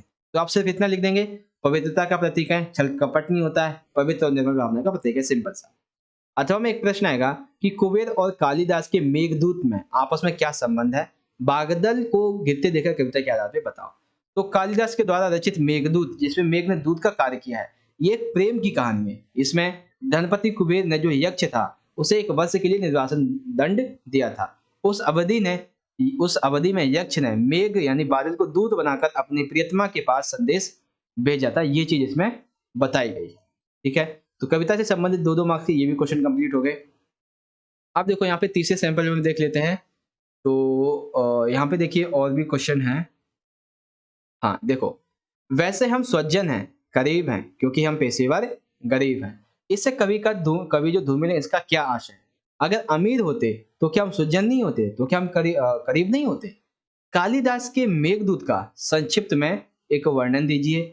जाग तुझको दूर जाना स्वतंत्रता आंदोलन की प्रेरणा से रचित एक जागरण गीत है। इस कथन कथन के आधार पे जो कहानी है उसकी मूल संवेदना बताइए। तो सबसे पहले का को हम समझेंगे। तो बेसिकली क्या होता है, देखो, कवि जो है ये बात बहुत सोच समझ के कहता है कि वैसे हम स्वजन हैं, करीब हैं, क्योंकि हम पेशेवर गरीब हैं। अगर अमीर होते तो क्या स्वजन आपस में करीब नहीं होते? तो ये बात कवि ने बहुत सोच समझ के कही है कि गरीबी जो है रिश्तों में खिंचाव तनाव पैदा कर देती है, लेकिन जो अमीरी है वो एक दरार बना देती है। क्योंकि लोग धन के लालच में जो एक दूसरे से कभी बात नहीं करते हैं, लालच में समय नहीं निकाल पाते, रिश्तों में खटास आ जाती है, लोग परिवार को भूल जाते हैं, ठीक है, और धन के लिए परेशान हो जाते हैं। तो ये चीज़ वो कवि कवि कहता है कि परिवार में एक दरार पैदा कर देती है। हालाँकि हम लोग गरीब ज़रूर हैं, लेकिन हमारे अंदर जो है, एक हमने अभी एक क्वेश्चन देखा था यहाँ पे 2 मार्क्स में, चलो उसे छोड़ते हैं। बेसिकली वहाँ पे क्या था कि हम जो है गरीब हैं, लेकिन फिर भी हम आपस में एक-दूसरे से दूर नहीं होते, बेशक हम एक-दूसरे से बोलते नहीं हैं। हम आपस में जो एक-दूसरे की आँखें हैं, उसमें उनका आदर भाव, सम्मान, उनका क्रोध, सभी चीज़ें देख लेते हैं। दूसरा क्वेश्चन है, कालिदास के मेघदूत का संक्षिप्त में परिचय दीजिए। तो मेघदूत संस्कृत के प्रसिद्ध नाटककार जो कि कालिदास हैं, इनके द्वारा रचित है। जैसा कि नाम से पता चलता है, इसमें मेघ ने दूत के रूप में कार्य किया होगा। तो ये एक प्रेम कहानी है। इसमें धनपति कुबेर जो थे, इन्होंने अपने यहाँ पर एक यक्ष जो था, उसे 1 वर्ष के लिए अपनी नगरी अलकापुरी से निष्कासित कर दिया था। और जिस यक्ष को निकाला था धनपति कुबेर ने, वो दक्षिण दिशा में स्थित एक रामगिरी पर्वत था, वहाँ पे आश्रम में जाके रहने लगा था। वह किसी प्रकार से 8 महीने व्यतीत कर लेता है और जैसे ही वर्षा ऋतु आती है, वह अपनी पत्नी यक्षिणी को मतलब यक्षी जो थी, उसकी विरह में व्याकुल हो उठता है। ऐसे में वह अपनी पत्नी के पास संदेश भेजना चाहता है, अपनी प्रेमिका के पास संदेश भेजना चाहता है, तो वो मेघ से प्रार्थना करता है, उसे विभिन्न स्थानों की जानकारी देता है जहाँ से गुजर के वो उसका जो संदेश है वो पहुँचा सकता है। ठीक है? तो ये है कालिदास के मेघदूत का वर्णन। उसके बाद है कि जाग तुझको दूर जन स्वाधीनता आंदोलन की प्रेरणा से रचित एक जागरण गीत है। इस कथन के आधार पे कविता की मूल संवेदना बताइए। तो क्या मूल संवेदना, बेसिकली यहाँ पे देख सकते हैं सभी क्वेश्चन मैंने आपको पहले से समझाए हुए हैं इन सभी को, तो आपको यहाँ पे समझाने की जरूरत है नहीं बेसिकली। ठीक है, तो चलिए फिर भी समझा देता हूँ, क्या पता किसी बच्चे के दिमाग में कोई डाउट रह जाए। तो डाउट मैं छोड़ना नहीं चाहता, एक एक डाउट आपको क्लियर करके जाऊंगा। ठीक है, देशवासी जो थे वो आजादी चाहते थे, परंतु उस लड़ाई में प्रत्यक्ष रूप से भाग लेने से डर रहे थे। इसके पीछे का कारण ये था, वे स्वार्थवश और आलस्यवश चुप थे। तो उनके अंदर देश भावना की ये जो गीत थे, इनको गाकर उनके अंदर देश भावना की जो देश भावना थी उसकी भावना को जगाना चाहते थे। महादेवी जी ने ऐसे गीतों की रचना की जो सोते हुए भारतीयों को भी जगा देता था। महादेवी भारतवासियों को जगाकर चलने के लिए प्रेरित करती हैं। वे कहती हैं कि तुम्हें कितनी भी कठिनाइयों का सामना करना पड़े, तुम्हें डरना नहीं है, तुम्हें आगे बढ़ते रहना है। इसकी मूल संवेदना है आजादी प्राप्त करना और आजादी के पथ पर चलते हुए निडरता पूर्वक आगे बढ़ना। ठीक है, तो ये 3 क्वेश्चन हो गए आपके यहाँ पे 3-3 मार्क्स से कविताओं से संबंधित। अब देखो 3 मार्क्स 2 मार्क्स में हमारे और क्या-क्या क्वेश्चन आते हैं। तो ये है कि कस्तूरी मृग के अपने पर चढ़ने के कारण, ये देख ही लिया। महादेवी वर्मा ने आंसू के लिए उजले विशेषण का प्रयोग किस संदर्भ में किया है और क्यों किया है। तो देख सकते हैं आंसू जो है ये भी बेसिकली दोनों ही क्वेश्चन हम ऑलरेडी कर चुके हैं। अब एक क्वेश्चन और है आपका, यहाँ पे देख लेते हैं। तो अब यहाँ पे है 2 मार्क्स में, 3 मार्क्स में है हाँ, बंद हुआ क्रंदन, यानी कि इस तरीके से पूछा जाएगा। निशा काल से चिर अभिशापित बेबस उत्सुकवा चिकवी का बंद हुआ क्रंदन, फिर उनमें उस महान सरोवर के तीरे शैवाल की हरी दरी पट्टी, हरी दरी पर पड़े कलय को छिड़ते देखा है। तो ये क्वेश्चन हम कर चुके हैं यहाँ पे बेसिकली। ठीक है, लेकिन देखिए यहाँ पे क्या पूछा गया, शिल्प सौंदर्य, सॉरी काव्य सौंदर्य है। तो काव्य सौंदर्य में आप देखो पहले तो उसका भाव बता देंगे क्या क्या है, और काव्य सौंदर्य में आप लिखेंगे शिल्प सौंदर्य। ठीक है, शिल्प मतलब कि यहाँ पर जो है कविता कौन सी है, कवि का नाम क्या। बेसिकली ये जो क्वेश्चन है आपका इस तरीके से नहीं पूछा जाएगा। ठीक है, इस तरीके से आपका क्वेश्चन इस टर्म के एग्जाम में नहीं पूछा जाएगा, तो आपको यहाँ पे ध्यान देने की जरूरत नहीं है। ये क्वेश्चन है कि पत्नी की आंखें आंखें नहीं हाथ हैं जो मुझे थामे हुए हैं, इसका कवि से क्या अभिप्राय है। तो पत्नी की आंखें आंखें नहीं है जो मुझे थामे हुए हैं, इसका मतलब ये है कि पत्नी की आंखों से कवि को हिम्मत मिलती है, वह हर स्थिति में उसके साथ रहती है, वह अपनी आंखों के माध्यम से उसके आत्मसम्मान को बनाए रखती है। परिस्थिति कितनी भी खराब क्यों ना हो, उसकी आंखें हमेशा उसे सही दिशा दिखाती हैं, इसलिए वे आंखें नहीं बल्कि हाथ है। पत्नी की आंखों में उसे दिलासा मिलता है, हिम्मत मिलती है, प्रेम मिलता है, साथ ही साथ उसे परिस्थितियों से लड़ने की शक्ति भी मिलती है। तीसरा ये वाला है, तो इसको भी कर चुके हैं। उसके बाद है हाँ, ये भी हम कर चुके हैं, किस तरीके से सिद्ध होती है, ये भी कर चुके हैं, ये भी कर चुके हैं। तो यानी कि देखो कविता से संबंधित आपके सभी क्वेश्चन आंसर जो थे वो यहाँ पे कंप्लीट हो चुके हैं। अब मैं आपको चैप्टर वाइज जो आपकी कविताएं हैं 3, इन कविता से संबंधित क्वेश्चन आंसर जो है वो आपको दिखा देता हूँ। चलिए चैप्टर वाइज मैं आपको बाद में दिखाऊंगा, पहले जो आपके बाकी के जो बड़े-बड़े क्वेश्चन आंसर हैं हम उनको देख लेते हैं। ठीक है, तो पहला क्वेश्चन है, कहानी का शीर्षक गूंगे है, जबकि कहानी में एक ही पात्र गूंगा है। इसके माध्यम से लेखक ने समाज की किस प्रवृत्ति की ओर संकेत किया है।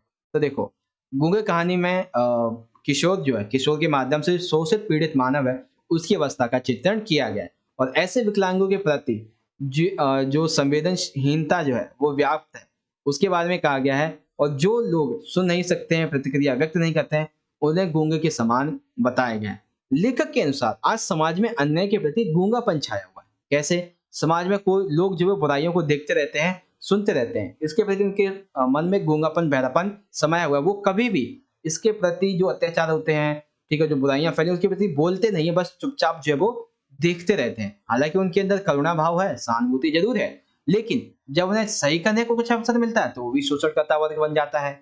इसीलिए संवेदनाएं मानवता के परे हो जाती है, यानी कि संवेदना जो है उनकी वो एक तरीके से फिर खत्म हो जाती है, तो इसीलिए वो मूक दर्शक बनकर बना रहता है। अर्थात लेखक ने गूंगे बोलकर समाज में बुराइयों के प्रति, विकलांगों के प्रति जो अत्याचार होते हैं उनके प्रति चुप रहने वाले जो लोग हैं उनकी ओर संकेत किया है। सेकंड है, ज्योतिबा फुले का नाम समाज सुधारक जो है इनकी सूची में शुमार क्यों नहीं किया जाता है, तर्क सहित उत्तर लिखिए। तो देखते हैं भाई क्यों नहीं लिया जाता है। तो सूची बनाने वाले जो लोग होंगे वो हो सकता है उच्च वर्ग के हो, संभ्रांत वर्ग और ब्राह्मणवादी मानसिकता के समर्थक हो। वो ना चाहते हो कि ज्योतिबा फुले के जो क्रांतिकारी मानवतावादी विचार है वो आम जनता तक पहुंचे, क्योंकि अगर ऐसा होता है तो आम जनता जो प्रभावित होगी और जो निम्न वर्ग पर इनका जो वर्चस्व है वो खत्म हो जाएगा। ज्योतिबा फुले की शिक्षा नीति जो थी वो ये कहती थी कि शिक्षा पर किसी का भी एकाधिकार नहीं है, दलित वर्ग, शोषित, निम्न वर्ग सभी को शिक्षा का अधिकार मिलना चाहिए। साथ ही साथ ये स्त्री स्वतंत्रता, स्त्री समानता, स्त्री शिक्षा के लिए बराबर अधिकार की बात करती थी। यदि शिक्षा जो है वो समाज में परिवर्तन लाएगी तो ब्राह्मणवादी उच्च वर्ग के जो लोग उनका वर्चस्व खत्म हो जाएगा, यानी कि नीति उनकी उच्च वर्ग के खिलाफ थी, तो इसीलिए उनका नाम समाज सुधारकों की सूची में नहीं लिया जाता। ठीक है, उसके बाद है, सूबे सिंह के संपर्क में आने पर जो किसनी थी इसके व्यवहार में क्या क्या परिवर्तन आए। तो देखते हैं भाई क्या क्या परिवर्तन आए। सबसे पहला, सूबे सिंह कौन था। तो सूबे सिंह भट्टा मिल मुख्तार, जो भट्टा मालिक था मुख्तार सिंह इसका अध्यक्ष बेटा था। उसने किसनी को दफ्तर में सेवा टहल का काम दिया हुआ था। शुरू शुरू में बाकी जो लोग थे इनका ध्यान नहीं गया था। वो धीरे धीरे से गादे मिट्टी का काम छोड़ के कहाँ आने लगी थी, दफ्तर में। इससे क्या हुआ, दफ्तर में जब काम करने लगे तो उसके बाद बहुत सारी सुविधाएं आने लगी जो वहाँ के अन्य मजदूर सोच भी नहीं सकते थे। उसके बाद बहुत सारी अन्य सुविधाएं आ गई थी। वो ट्रांजिस्टर जो थी उससे फिल्मी गाने सुनती थी, अच्छे अच्छे कपड़े पहनती थी। वह अपने पति जो था, किसनी के पति का नाम था महेश, तो महेश की उपेक्षा करने लगी थी और ज्यादातर समय जो है वो दफ्तर में ही हंसती रहती थी, खिलखिलाती रहती थी। वह सूबे सिंह के साथ शहर भी जाने लगी थी और कई दिनों तक शहर से लौटती नहीं थी, और जब लौटती भी थी तो हारी थकी निडाल हुई। इससे वहां अन्य मजदूरों में कानाफूसी का एक कारण बन गया और कुछ सुविधाओं के लिए शोषण और गलत तरीके के जिस रास्ते पर चल पड़ी थी किसने, वहां से लौटना मुश्किल था। ये चीज यहाँ पे आपको समझाई गई है। तो ये 3 क्वेश्चन 3-3 मार्क्स के आपके यहाँ पे कंप्लीट हो गए। ठीक है, जिसमें आपको कोई 2 करने थे। अब 2 मार्क्स में हमारे 2 क्वेश्चन और है, उन्हें अभी हम देख लेते हैं।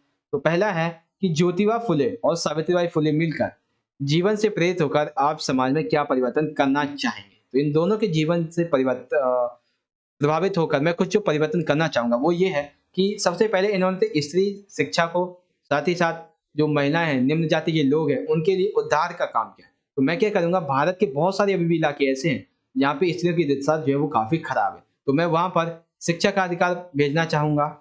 मतलब कि शिक्षा जो है उन लोगों तक पहुंचाना चाहूंगा। साथ ही साथ समाज में स्त्री शिक्षा जो प्रतिशत है उसे बढ़ाऊंगा। स्त्रियों को उनके अधिकारों के लिए उन्हें जो है एक तरीके से जागरूक करूंगा, ये चीज। तो देखते हैं भाई 2 मार्क्स में क्या प्रश्न है।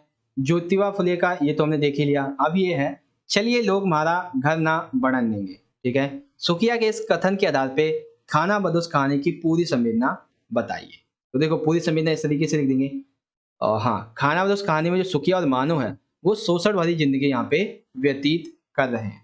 सुखिया तथा मानो मजदूर वर्ग का, और जो सूर्य सिंह है वो पूंजीपति जो वर्ग है उसका प्रतिनिधित्व कर रहे हैं। सुखिया और मानो का सपना है एक घर बनाने का। वे दिन रात मेहनत करते हैं, लेकिन जो सूर्य सिंह है वो उसे ठीक नहीं लगता है। क्यों नहीं लगता? क्योंकि पूंजीपति वर्ग हमेशा ये चाहेगा श्रमिक जो है वो उसी दशा में बने रहे, ताकि पूंजीपति वर्ग के जो लोग हैं उनका काम चलता रहे।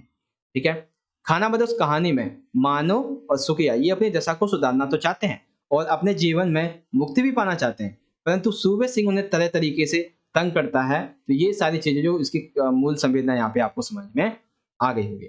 तो कहानी और चैप्टर से संबंधित जो आपके बड़े बड़े क्वेश्चन थे यहाँ पे कंप्लीट हो जाते हैं। अब आता है अंतराल वाला। अंतराल से संबंधित क्वेश्चन हम देखेंगे बाद में, पहले जो और बड़े बड़े क्वेश्चन है उनको देख लेते हैं। तो दूसरे सैंपल पेपर में सेम क्वेश्चन ये वाला हमने लिया हुआ था। ठीक है, ये वाला भी सेम क्वेश्चन हमने लिया हुआ था। अच्छा एक चीज है, खाना बदोश खान की मूल संवेदना क्या है? मजदूर वर्ग का शोषण, ये याद रखिएगा बस।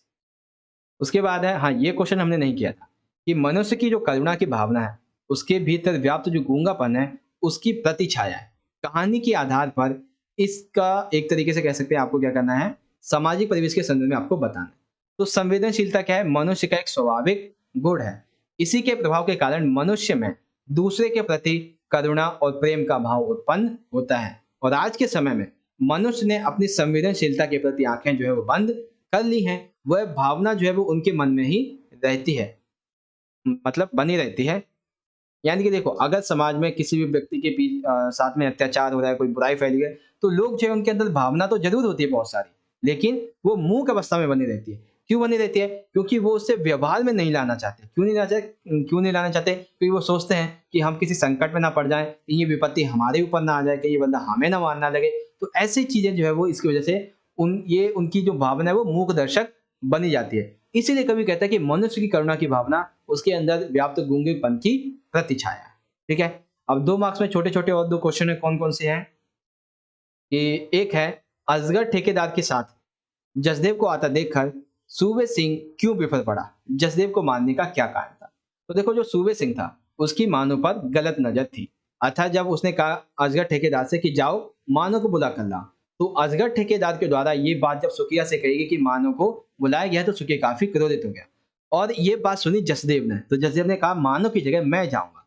तो जब सूबे सिंह ने देखा, सूबे सिंह ये बंदा, इस बंदे ने देखा कि भाई मैंने तो मानो को बुलाया था, मानो तो आई नहीं है, तो जसदेव आ रहा है, तो वो काफी गुस्सा हो गया। उसका सारा का सारा गुस्सा जसदेव पे निकल गया और उसने जसदेव की पिटाई कर दी। तो इस तरीके से चैप्टर की ये भी क्वेश्चन कंप्लीट हो गया, ये वाला हमने कर ही लिया है।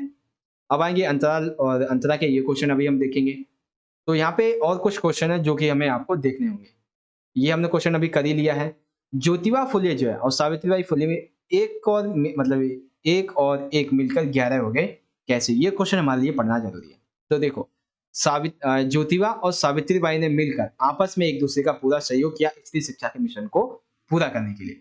उसने किसानों और जो अछूत लोग थे, उनकी झुग्गी-झोपड़ियों में जाकर लड़कियों को पाठशाला भेजने का आग्रह किया। लोगों ने उनके उनके काम में कई प्रकार की बाधाएँ भी लगाई थी, लांछन भी लगाते थे, लेकिन वो कई सालों तक लगातार ऐसे ही काम करते रहे और आखिरकार समाज में एक परिवर्तन की राह जो थी वो आसान हो गई। इन्होंने स्त्री स्वतंत्रता, स्त्री समानता, स्त्री शिक्षा के अधिकार को लेकर साथ ही साथ शिक्षा के द्वारा समाज में जो परिवर्तन हुआ, उससे उच्च वर्ग और ब्राह्मणवादी जो सोच थी, उसके वर्चस्व को किस तरीके से प्रहार मिला है, उसके बारे में भी बात कही है इन्होंने। तो इसीलिए हम कहते हैं कि इनके जो प्रयास थे, जो मिशन थे, उनको सफलता मिली और दोनों ने मिलकर जो संयुक्त प्रयास किए थे, ये मिलकर 1 और 1 11 इस तरीके से बने थे। ठीक है? ये क्वेश्चन कंप्लीट हो गया। उसके बाद क्या है ये वाला, कि खानाबदोश कहानी में आज के समाज की किन-किन समस्याओं को रेखांकित किया गया है और समस्याओं के विरुद्ध कहानीकार का क्या दृष्टिकोण है? तो ये क्वेश्चन हम कर लेते हैं एक बार। समाज में व्याप्त अभी भी जातिवाद हमें देखने को मिलता है। मजदूर वर्ग का शोषण होता जा रहा है और वो इसको झेलने के लिए मजबूर हैं। वे सभी एक नरक का जीवन जी रहे हैं जहाँ पे सुविधाएँ भी बिल्कुल भी नहीं है। समाज में स्त्रियाँ बिल्कुल सुरक्षित नहीं है, वे दोहरेपन के शोषण के शिकार होती हैं और वहाँ पे सम्मानजनक दृष्टिकोण नहीं होता है। समाज में शोषण को देखकर चुप रहने की जो मानसिकता है वो यहाँ पे बताई गई है। उपरोक्त समस्याओं के प्रति जो लेखक का दृष्टिकोण है वो मानव और सुकिया के माध्यम से प्रकट हुआ है। कैसे? कि दोनों अपना जीवन स्वतंत्र रूप से जीना चाहते हैं, लेकिन शोषणकारी वर्ग उन्हें काफ़ी प्रताड़ित करता है और वे उनके प्रति आत्मसमर्पण नहीं करते बल्कि उसको छोड़कर दूसरी जगह खानाबदोश ज़िंदगी जीने के लिए चले जाते हैं। अब देखते हैं यहाँ पे और भी कुछ क्वेश्चन है तो हाँ, ये वाला भी क्वेश्चन है कि खानाबदोश पाठ में जो जसदेव था, इसकी पिटाई के बाद समूचा दिन कैसा बीता? गाइस क्वेश्चन में आगे बढ़ने से पहले अभी तक जितने भी क्वेश्चन आपको समझाए गए, 1 घंटे से ऊपर की हमारी वीडियो बन चुकी है। अभी तक जो क्वेश्चन आपको समझाए गए हैं, वो आपको अच्छे से समझ में आए हैं या नहीं है तो कमेंट करके ज़रूर बताइए और हाँ, लाइव सेशन में आप अपने क्वेश्चन भी पूछ सकते हैं, मैं उसका आंसर भी देता जाऊँगा, ठीक है? चलिए आगे देखते हैं। पहला क्वेश्चन क्या है इसमें कि खानाबदोश में जसदेव की पिटाई के बाद समूचा दिन कैसा बीता? तो जसदेव की पिटाई के बाद दिन जो था वो डर और भय का बीता है। लोगों को ये लगता था कि ना जाने सूबी सिंह आएगा और फिर से मार पिटाई का एक दौर चलेगा। जैसे ही शाम हुई लोग सन्नाटा छा गया, लोग जो है अपने-अपने खोल जो थे उसमें सिमट गए। दूसरा है गूंगे में ममता है, अनुभूति है, मनुष्यता है। ये कहानी में कैसे पता चलती है? तो देखो सबसे पहले ममता है कैसे पता चलती है? चमेली गूंगा जो वो चमेली से प्यार करता है, एक माता वाला प्यार। उस पर गुस्सा करता है, लेकिन कभी भी उसका तिरस्कार या फिर प्रतिकार नहीं करता है। अनुभूति कैसे पता चलती है? वो सब समझता है, ठीक है? वो कुछ सुन ज़रूर नहीं सकता, लेकिन मनुष्य की जो व्यावहारिक चेष्टाएँ, जो हाव-भाव है, उसको आसानी से समझ लेता है। मनुष्यता कैसे है? तो मनुष्यता इस तरीके से चमेली का जो पुत्र पसंद था, जब वो गलती करता है, तो जो गूंगा है उसे मारने जाता है, लेकिन मनुष्यता के आने की वजह से मतलब मनुष्यता जो इसके अंदर इस बात से पता चलती है कि उसे मारता नहीं है, इस तरीके से। ठीक है? तो ये चीज़ आपको समझ में आ गई। उसके बाद अंतरा वाले क्वेश्चन आएँगे, इसे भी यहाँ अभी हम देखेंगे। अब मूल संवेदना ये हमने देख ही लिया है अभी-अभी। कहानी का शीर्षक गूंगे है, ये भी देख लिया है। ये भी हमने देख ही लिया है। उसके बाद ये भी हमें हाँ, ये वाला क्वेश्चन हमें करना है कि गूंगा जो है, वो दया या सहानुभूति नहीं बल्कि अधिकार चाहता है। क्योंकि अधिकार जो है वो अपनत्व से उपजता है। चमेली उसे दया करके अपने पास तो रख लेती है और जो गूंगा है वो उसे अपनापन समझने की भूल कर बैठता है। ठीक है? उसके पक्षपात पूर्ण की वजह से, पक्षपात जो व्यवहार है और जो तिरस्कार है इसकी वजह से गूंगे में ये स्पष्ट दिखाई देता है कि भाई वो अधिकार चाहता है। क्योंकि गूंगे के अनुसार जो अधिकार है, वही एक ऐसी चीज़ है जो उसे प्रेम, मान-सम्मान और समानता का भाव दे सकता है और ये दया या सहानुभूति उसे बिल्कुल भी नहीं दे सकती। तो इस तरीके से आपको समझ में आएगा ये वाला और हाँ, ये वाला तो हम कर ही चुके हैं, ठीक है? तो अब देखते हैं हमारे जो अंतराल वाले क्वेश्चन है उससे संबंधित। पहला प्रश्न है मकबूल के पिता के व्यक्तित्व की कौन-कौन सी बातें उभर कर सामने आती हैं? तो देखो, मकबूल के जो पिता थे, उनके बारे में 2 बातें निकल के सामने आती हैं। पहली तो ये कि जब मकबूल के पिता मकबूल जो था, ठीक है? उसके पिता उसके दादा जो थे, मकबूल के दादा, उसकी मृत्यु हुई थी, तो उसके पश्चात वो काफ़ी दुखी थे और वो कमरे में बंद हो गए थे। कौन? मकबूल जो है अपने दादा की मृत्यु के बाद कमरे में बंद हो गया था, बाहर नहीं निकलता था, खाना-पीना वहीं पे होता था। ठीक है? तो उसके जो पिता थे, उन्होंने उसके प्रति कोई सख्त रवैया नहीं अपनाया, बल्कि बड़े प्यार से उसका दाखिला बोर्डिंग स्कूल में करवा दिया, जिससे उसके दादाजी जो थे, उसकी मृत्यु जब हो गई थी, तो लेखक यानी कि मकबूल जो था, वो दादा की स्मृति को बुलाने में काफ़ी सहायता मिली। साथ ही साथ जो मकबूल के पिता थे, उन्हें ये पता था कि मेरा बेटा जो है वो कला में काफ़ी अच्छा है, ठीक है? चित्रकला अच्छी कर लेता है, तो वो उससे काफ़ी प्रसन्न होते थे और अपने बेटे का हौसला बढ़ाते हुए ऑयल पेंटिंग का उन्होंने सामान मँगवा दिया था। यानी कि एक तरीके से हम कह सकते हैं कि जो उसके पिता थे, मकबूल के पिता, वो एक तरीके से नरम दिल वाले भी थे, साथ ही साथ कला की देख-रेख और उसकी परख करने वाले व्यक्ति थे। फिर है नाना के घरों में किन-किन बातों का निषेध था। तो नाना के घर जो थे, उनमें बहुत सारी बातों का निषेध था। कौन-कौन सी बातें? सबसे पहला कि तालाब में नहीं नहाना है, पशु-पक्षियों को बिल्कुल भी नहीं पालना है, बाहर जाके नहीं खेलना है, उपवन नहीं लगाना है, घूमना नहीं है, पतंगे नहीं उड़ानी, लट्टू नहीं नचाना है, गिल्ली-डंडा ये सभी नहीं खेलना है। और अगर कोई इनमें से कोई कार्य करता भी था, तो उसे बहुत कठोर दंड दिया जाता था। तो ये आपका 1 मार्क्स का क्वेश्चन था, ठीक है ना? 1 मार्क्स का।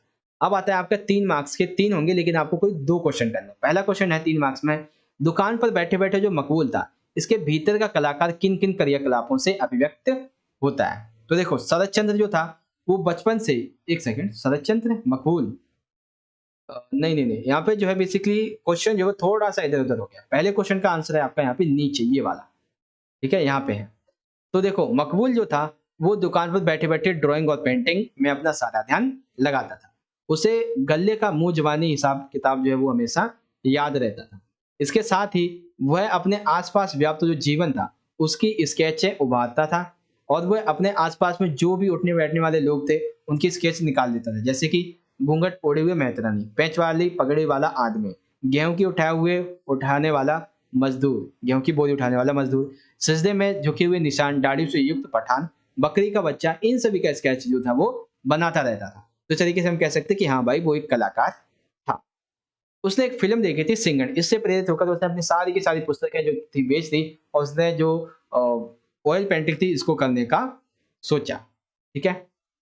तो ये चीज़ आपको समझ में आ गई यहाँ पे इज़िली तरीके से। तो यहाँ पे आपको समझ में आ गया होगा कि दुकान पर बैठे-बैठे किस तरीके से हम कह सकते हैं क्रियाकलापों से कि वो उसके अंदर का जो कलाकार है, वो अभिव्यक्त होता है। दूसरा है, उस समय उसने सोचा भी नहीं था कि मनुष्य को दुःख पहुँचाने के अलावा साहित्य का कोई और उद्देश्य हो सकता है।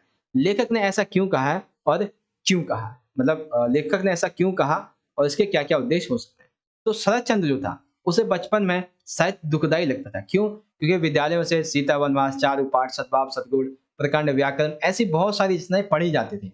शरत चंद्र को ये बिल्कुल भी अच्छा नहीं लगता था और पंडित जी के द्वारा रोज उनकी परीक्षा ली जाती थी, जिससे उसे मार भी खानी पड़ती थी। इसीलिए उन्हें दुखदाई लगता था साहित्य और वो कहते थे दुख के अलावा इसका कोई उद्देश्य हो ही नहीं सकता। अब हमारे अनुसार जो इसके उद्देश्य हैं उसे हम देख सकते हैं कौन-कौन से उद्देश्य हो सकते हैं। सबसे पहला साहित्य जो वो बहुत मनोरंजनात्मक उत्तम साधन है। इसे पढ़ने से आपका समय भी अच्छा व्यतीत होता है।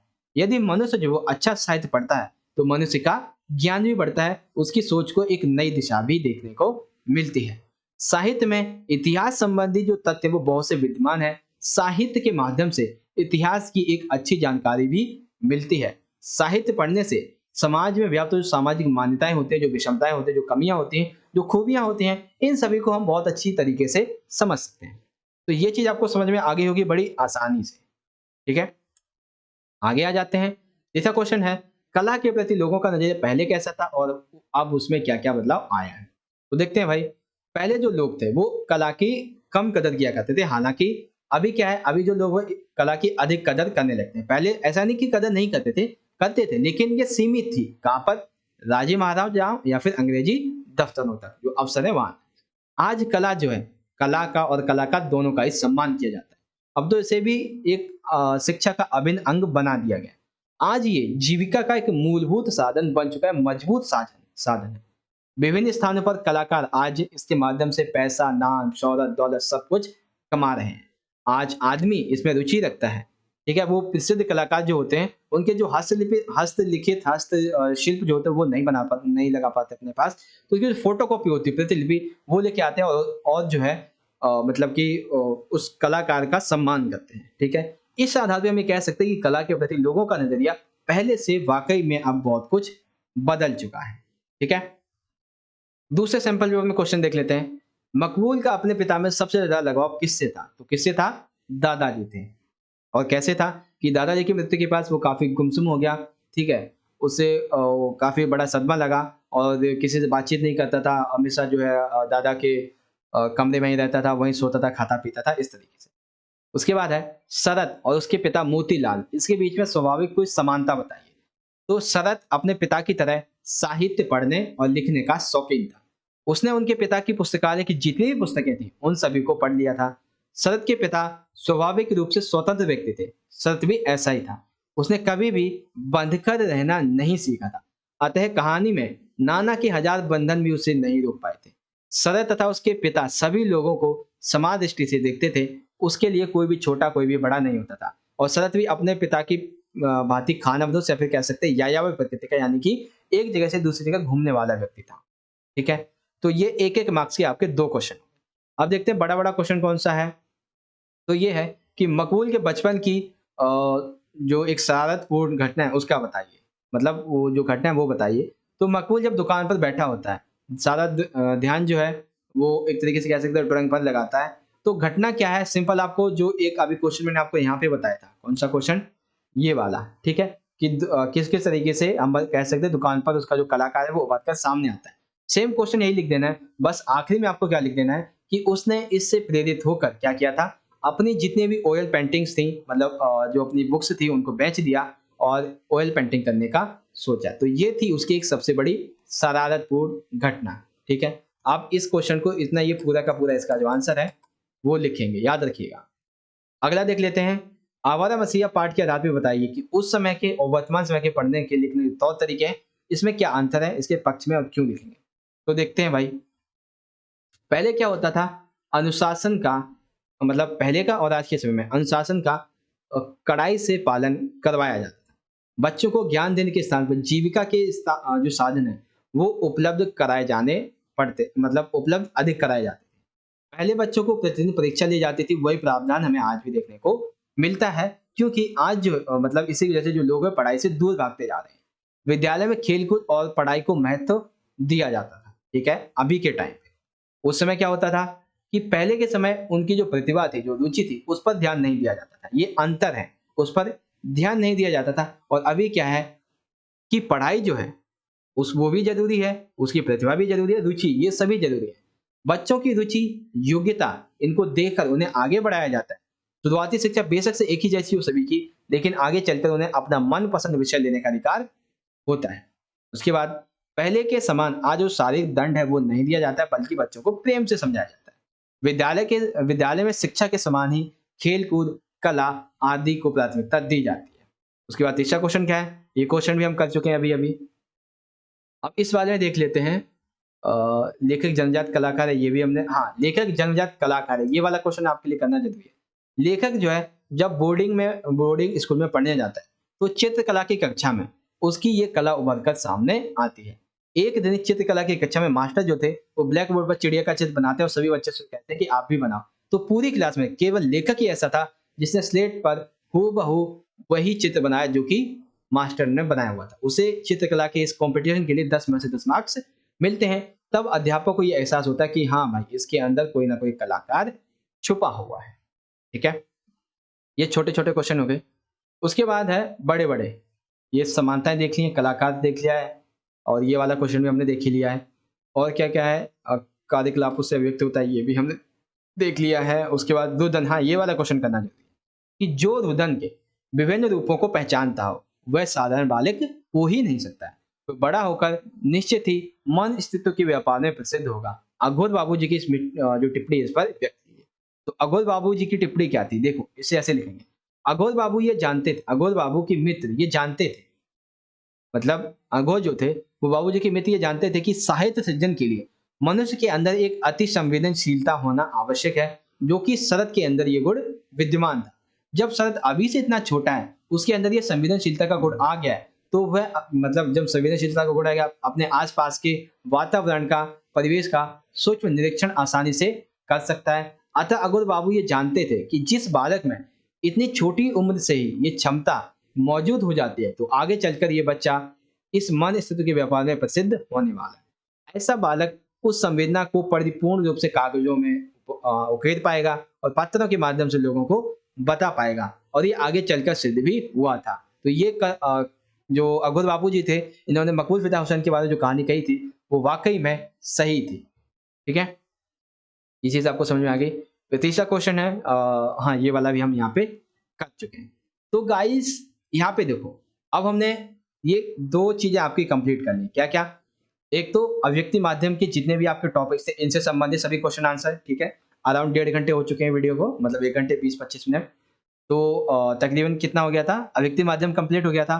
हर चैप्टर से जो आपके इंपॉर्टेंट क्वेश्चन लिए गए थे उन सभी को भी हमने यहाँ पे कंप्लीट कर लिया है, जो कि आपके सैंपल पेपर्स में हमने देखे थे। अब जो है तो मैं आपको हर चैप्टर के इंपॉर्टेंट क्वेश्चन आंसर कौन कौन से और बन सकते हैं वो मैं आपको दिखा देता हूँ, ताकि आपकी तैयारी और अच्छी तरीके से हो जाए। तो बात करेंगे आपके जो चैप्टर वाइज है, पहले अंतरा बुक की, फिर अंतराल। तो देख सकते हैं जो अंतरा बुक का चैप्टर 4 है, अध्याय गूंगे रंगे राग, इसके कौन कौन से इंपॉर्टेंट क्वेश्चन है। देखो क्वेश्चन मैं आपको दिखा दूंगा, आंसर अब आपको नहीं समझाऊंगा, पहले ही समझा रखे हैं। पहला प्रश्न है, कहानी का शीर्षक गूंगे है, जबकि कहानी में एक ही पात्र गूंगा है, इसके माध्यम से लेखक ने समाज की किस प्रवृत्ति को संकेत किया है। तो एक क्वेश्चन का आंसर समझा चुका हूं आपको, मैं क्वेश्चन बताता जाऊंगा, आंसर आपको दिखाता जाऊंगा। गूंगे ने अपने स्वाभिमानी होने का परिचय किस प्रकार से दिया। तो सीने पर हाथ रखकर ये कहा कि कभी भी उसने भीख नहीं मांगी है। अपनी भुजाओं को ये दिखाकर ये कहा कि पेट पालने के लिए उसने हमेशा मेहनत की है। गूंगे में ममता है, अनुभूति है, मनुष्यता है। ये कहानी में किस आधार पे होता है वक्तव्य, ये देख सकते हैं। गूंगा जो था वो दया दया या सहानुभूति नहीं बल्कि अधिकार चाहता था। तो वो किस तरीके से आप वर्णन करेंगे यहाँ पे देख सकते हैं। उसके बाद मनुष्य की करना उसके भावना के भीतर व्याप्त जो गूंगापन है उसके प्रति छाया है। तो उसका आंसर आप इस तरीके से लिखेंगे। ठीक है, और उसके बाद गूंगे कहानी पढ़कर आपके मन में कौन कौन से भाव उत्पन्न होते हैं, तो ये पॉइंट आप यहाँ पे इजीली कंप्लीट कर देंगे। पहला चैप्टर कंप्लीट। सेकंड देखो कि ज्योतिबा फुले, ये आपका सुधा अरोड़ा जी के द्वारा लिखा गया है। सबसे पहला क्वेश्चन है कि सावित्री बाई के जीवन में क्रांतिकारी परिवर्तन किस प्रकार आए, क्रमबद्ध रूप में लिखिए। तो कब आए थे, विवाह के पश्चात। तो ये पॉइंट्स जो है वो आप यहाँ पे लिख देंगे। मैं आपको बहुत बार ये क्वेश्चन आंसर समझा चुका हूँ। ज्योतिबा फुले ने किस प्रकार की मानसिकता पर प्रहार किया है और क्यों किया है। थर्ड है, ज्योतिबा फुले का नाम समाज सुधारकों की सूची में क्यों शुमार नहीं किया जाता है। तो ये पॉइंट आप जो है यहाँ पे सारे के सारे लिख देंगे इजीली तरीके से। अगला क्वेश्चन देख लेते हैं कि ज्योतिबा फुले और सावित्री बाई एक और एक मिलकर 11 हो गए, स्पष्ट कीजिए कैसे। तो देख लेते हैं। ज्योतिबा फुले पाठ के आधार पर निम्नलिखित पंक्तियों का आशय स्पष्ट कीजिए। पहली है और ये दूसरी है, तो दोनों का ही आंसर आप किस तरीके से लिखेंगे ये पॉइंट आप यहाँ पे देख सकते हैं। ठीक है, उसके बाद है कि स्त्री समानता को प्रतिष्ठित करने के लिए ज्योतिबा फुले के अनुसार क्या क्या होना चाहिए, तो ये भी आप देख सकते हैं। और उसके बाद है कि ज्योतिबा फुले और सावित्री बाई के जीवन से प्रेरित होकर आप समाज में क्या क्या परिवर्तन करना चाहेंगे और क्यों करना चाहेंगे, मतलब क्या क्या परिवर्तन जो है कौन कौन से आप करना चाहेंगे, ये पॉइंट आपको यहाँ पे समझाना था, सिंपल सा। ठीक है, ठीक है, तो इसका आंसर आप इस तरीके से लिख देंगे। ये खत्म हो गया। अगला चैप्टर देख लेते हैं, खाना बदोश। खाना बदोश कहानी से संबंधित जो कि ओम प्रकाश वाल्मीकि के द्वारा लिखी गई है। कौन कौन से इंपॉर्टेंट क्वेश्चन है। सबसे पहला, खाना बदोश कहानी की मूल संवेदना पर प्रकाश डालिए। ठीक है। सेकंड है, खाना बदोश पाठ में जसदेव की पिटाई के बाद मजदूरों का समूचा दिन कैसे बीता। खाना बदोश पाठ में मानो अभी तक जो मानो जो थी सुखिया की पत्नी, वो अभी तक भट्टे की जिंदगी के साथ तालमेल क्यों नहीं बैठा पाई। चौथा, चलिए लोग हमारा घर ना बनने देंगे। सुखिया के इस कथन के आधार पर खाना बदोश कहानी की मूल संवेदना बताइए। उसके बाद, सूबे सिंह के संपर्क में आने पर किसने के व्यवहार में क्या क्या परिवर्तन आए और क्यों आए। देन लास्ट है, खाना बदोश पाठ के आधार पे निम्नलिखित पंक्तियों का आशय स्पष्ट कीजिए। तो ये 3 पंक्तियां हैं, इनका आपको आशय स्पष्ट करना है। तो पहली वाली पंक्ति यहाँ पे देख सकते हैं, ये है। दूसरी वाली पंक्ति आपकी यहाँ पे है और तीसरी वाली पंक्ति आपकी ये रही। उसके बाद सबसे आखिरी है, खाना बदोश कहानी में आज की किन किन समस्याओं को रेखांकित किया गया है और कहानी का जो लेखक है इसका क्या क्या दृष्टिकोण है, इस तरीके से आप इसका वर्णन कर देंगे। ठीक है, अगला क्वेश्चन देख लेते हैं। चैप्टर है घर में वापसी। ये बेसिकली कविता है आपकी। कविता से संबंधित पहला प्रश्न है, घर एक परिवार में 5 सदस्य, किंतु कभी 5 सदस्य नहीं कहता है उन्हें 5 जोड़ी आंखें कहता है। तो ये क्यों कहता है देख सकते हैं। पत्नी की आंखें नहीं हाथ हैं जो कि मुझे थामे हुए। तो कवि से इसका क्या अभिप्राय है। उसके बाद, पंक्ति का काव्य सौंदर्य है। पिता की आंखें लोहे की ठंडी सलाख हैं। माँ की आंखें पड़ाव से पहले तीर्थ यात्रा के बस के पंचर के 2 पहिए हैं। ये आप यहाँ पे लिख देंगे। फोर्थ है, रिश्ते हैं लेकिन खुलते नहीं हैं। कवि के समान ऐसी कौन सी व्यवस्था है जिससे आपसी रिश्ते कभी खुलते नहीं? तो ये पॉइंट है, रिश्तों के बारे में लिख देंगे।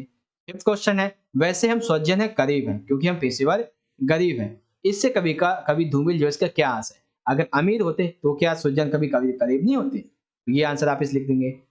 अगला क्वेश्चन देख लेते हैं कि जाग तुझको दूर जाना सब आंखों के आंसू उजले, ये महादेवी वर्मा जी का। अब इसमें कौन कौन से क्वेश्चन है? पहला है, जाग तुझको दूर जाना स्वाधीनता आंदोलन की प्रेरणा से रचित एक उचित जागरण है, यानी कि जागरण गीत है। इस कथन कथन के आधार पे जो कविता है उसकी मूल संवेदना आपको यहाँ पे समझानी। तो क्या मूल संवेदना वो आप देख लीजिए। ठीक है, आगे देखते हैं कि जाग तुझको दूर जाना कविता में कवित्री मानव को किन विपरीत स्थितियों में आगे बढ़ने के लिए उत्साहित करती है। तो ये सभी पॉइंट्स आप यहाँ पे इजीली समझ सकते हैं। फोर्थ क्वेश्चन है, एक सेकेंड, फोर्थ क्वेश्चन कहाँ चला गया हमारा? हाँ, इसको जल्दी है लगा जाने की। फोर्थ है, कविता में अमरता सुख का संबोधन किसके लिए किया गया है और क्यों किया गया? मोम के बंधन और तितलियों की पर, इनका प्रयोग कवित्री ने किस संदर्भ में और क्यों किया है? सपने सपने में सत्य ढला पंक्ति के आधार पर कविता की मूल संवेदना समझाइए। प्रकृति किस प्रकार मनुष्य को उसके लक्ष्य तक पहुंचने में सहायक सिद्ध होती है, कविता के आधार पर स्पष्ट कीजिए। कवित्री ने स्वाधीनता के मार्ग में आने वाली कठिनाइयों को इंगित कर उनके भीतर किन गुणों को विस्तार करना चाहा है? अगली कविता, बादल को गिरते देखा है नागार्जुन वर्मा। सबसे पहला प्रश्न है, बादल को गिरते देखा है पंक्ति को दो बार दोहराए जाने से कविता में क्या सौंदर्य उत्पन्न होता है? उसके बाद दूसरा है, इस कविता में बादलों के सौंदर्य के चित्रण के अलावा और कौन कौन से दृश्यों का चित्रण हमें यहाँ पे देखने को मिलता है? तीसरा है, बादलों को गिरते देखा है कविता ने, मतलब जो कवि है वो इस कविता में महामेघ को झंझिल से गरज गरज भिड़ते देखा है, ऐसा क्यों कहता है? और फिर फोर्थ है, इसमें देखिए ये पहला क्वेश्चन का जो पहला जो स्टैंजा दिया हुआ है इसका क्वेश्चन बनेगा प्रणय कले से कवि का क्या तात्पर्य है, और दूसरा स्टैंजा दिया गया इसका क्वेश्चन बनेगा कस्तूरी मृग के अपने पर चिढ़ने के क्या कारण थे। तो पहले का आंसर ये हो जाएगा और दूसरे का आंसर ये हो जाएगा। उसके बाद अगला क्वेश्चन है कि बादलों का वर्णन करते हुए कवि को कालिदास की याद क्यों आ जाती है? ठीक है, तो इसका आंसर आप इस तरीके से लिख देंगे। फिर है, कालिदास का जो मेघदूत है इसका आपको एक संक्षिप्त में वर्णन देना है। ठीक, अगला देख लेते हैं, अगला कौन सा है? तो अगला है, हुसैन की कहानी अपनी जवानी अंतराल अध्याय 2, मकबूल फिदा हुसैन लेखक है। पहला क्वेश्चन है इसमें, लेखक जन्मजात कलाकार है, ये इस कहानी में कहाँ पे उद्घटित होता है? तो बोर्डिंग स्कूल में होता है। ठीक है, लेखक ने अपने 5 मित्रों के जो शब्द चित्र प्रस्तुत किए हैं उसमें उनके व्यक्तित्व की, यानी कि उनका जो व्यक्तित्व है, उनका स्वभाव वो अलग अलग है, लेकिन फिर भी वे घनिष्ठ मित्र हैं। क्यों? क्योंकि सभी के चेहरे पे हमेशा हंसी विद्यमान रहती है। कोई गप्पी है तो कोई हंसता हंसाता रहता है, दिलकश होता आता है, खुलेपन के रहते हैं, वे सभी हंसमुख होते हैं, इस तरीके से। आगे है, आप ये बात कैसे कह सकते हैं कि लेखक का अपने दादाजी से विशेष लगाव रहा होगा? फोर्थ है, दुकान पर बैठे बैठे हुए भी मकबूल के भीतर का कलाकार उसके किन कार्यकलापों से अभिव्यक्त होता है? तो ये सारे पॉइंट्स आप यहाँ पे इजीली एक्सप्लेन कर देंगे। अगला देख लेते हैं, तो कला के प्रति जो लोग थे उनका नजरिया पहले कैसा था और अब इसमें क्या बदलाव आया है, ये आप इजीली यहाँ पे एक्सप्लेन कर देंगे। उसके बाद पाठ में मकबूल के पिता जो थे इनकी कौन कौन सी बातें उभर कर सामने आती हैं, उन्हें आपको वर्णन करना होगा। सबसे आखिरी चैप्टर है अध्याय 3, आवारा मसीहा दिशाहारा विष्णु प्रभाकर। ठीक है, तो देखते हैं भाई क्या क्या है इसमें। हाँ, उस समय वो सोच भी नहीं सकता था कि मनुष्य को दुख पहुंचाने के अलावा साहित्य का उद्देश्य हो सकता है। लेखक ने ऐसा क्यों कहा और आपके विचार से इसके क्या उद्देश्य हो सकते हैं? तो लेखक ने ऐसा इसलिए कहा, ये देख सकते हैं, और इसके क्या क्या उद्देश्य है वो भी आप देख सकते हैं, आपको समझा दिया गया पहले ही। फिर है, शरद और उसके पिता मोतीलाल के स्वभाव में कौन कौन सी समानताएं नजर आती हैं? तो वो समानताएं सभी की सभी आप यहाँ पे देख सकते हैं कौन कौन सी समानताएं नजर आती हैं।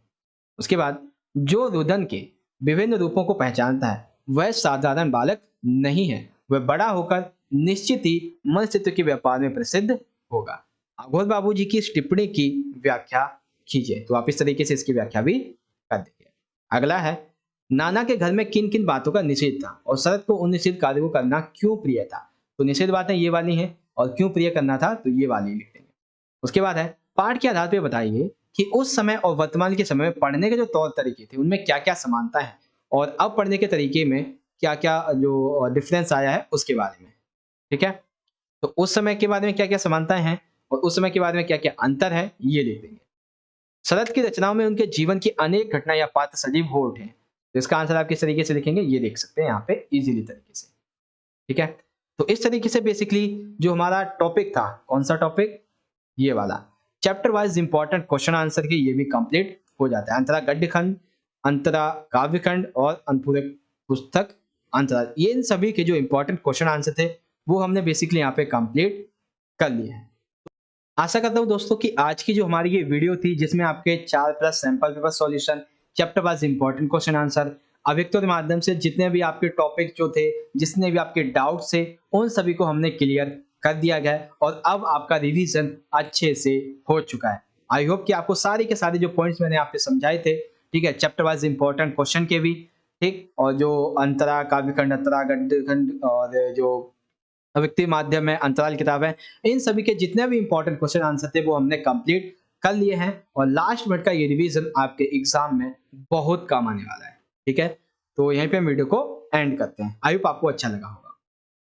तो आशा करता हूं दोस्तों कि आज की हमारी जो वीडियो थी वो आपको अच्छे से समझ में आई होगी। अब आपको क्या करना है, आपको आना है चैनल पे और इस तरीके से इस रेड बटन पे क्लिक करके चैनल को सब्सक्राइब कर लें और ऑल बेल पे सेट कर दीजिएगा ताकि आने वाली जो हमारी वीडियोस हैं उनकी नोटिफिकेशन आप तक पहुंच जाएगी। ठीक है, अब आपको चैनल पे आने के बाद क्या करना है, ये जो प्लेलिस्ट वाला सेक्शन है आप यहाँ पे देख सकते हैं, ये यहाँ पे मेरा एरो जा रहा है, तो इस पे आपको क्लिक करना है। देन आप जो बहुत इंपॉर्टेंट जो आपकी प्लेलिस्ट है उनको चेक कर पाएंगे। जैसे कि सबसे पहले हम बात कर लेते हैं यहाँ पे आपके सैंपल क्वेश्चन पेपर की। ठीक है, तो ये है आपका, यहाँ पे देख सकते हैं सैंपल क्वेश्चन पेपर टर्म 2 का। आपको मैं दिखा भी देता हूँ, ये देखिए, ये है आपके सैंपल पेपर और इस प्लेलिस्ट के अंदर आपके इंग्लिश सब्जेक्ट के 4 से 5 सैंपल पेपर हैं। वहीं पॉलिटिकल की बात करें तो 5 से 6 सैंपल पेपर हैं। हिस्ट्री के भी 4-5 हैं, हिंदी के भी 5-6 सैंपल अपलोड हैं, ज्योग्राफी के 6-7 हैं, फिजिकल के भी 6-7 सैंपल पेपर हैं। तो अगर आप अपनी तैयारी और अच्छे तरीके से करना चाहते हैं तो इस प्लेलिस्ट को जरूर देखें ताकि आपके जितने भी सैंपल पेपर्स हैं वो आप यहाँ पे इजीली समझ पाएंगे। ठीक है, ये चीज आपको समझ में आ गई अच्छे तरीके से। अब दूसरी चीज यहाँ पे है कि अगर आपको अपने चैप्टर वाइज जो एक्सप्लेनेशन देखनी है अच्छे तरीके से, ठीक है, तो ये प्लेलिस्ट है एक, यहाँ पे देख सकते हैं इस सेक्शन में class 11th all chapter wise explanation complete syllabus, तो ये हिंदी वाली है और यहाँ पे देख सकते हैं मैं आपको दिखाऊं, ये रहा।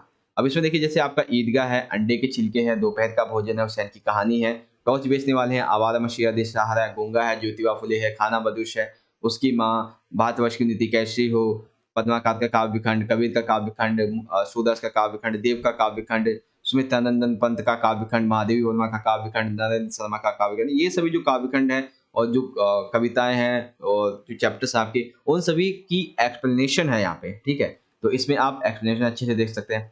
और दूसरी चीज, अगर आपको इंपॉर्टेंट क्वेश्चन आंसर देखने हैं और भी अच्छे तरीके से, तो आप जो ये वाली जो प्लेलिस्ट है, एक है हिंदी चैप्टर वाइज और एक है अव्यक्ति माध्यम। तो हिंदी चैप्टर वाइज में आपको क्या देखने को मिलेगा, देखो ये है आपकी हिंदी चैप्टर वाइज।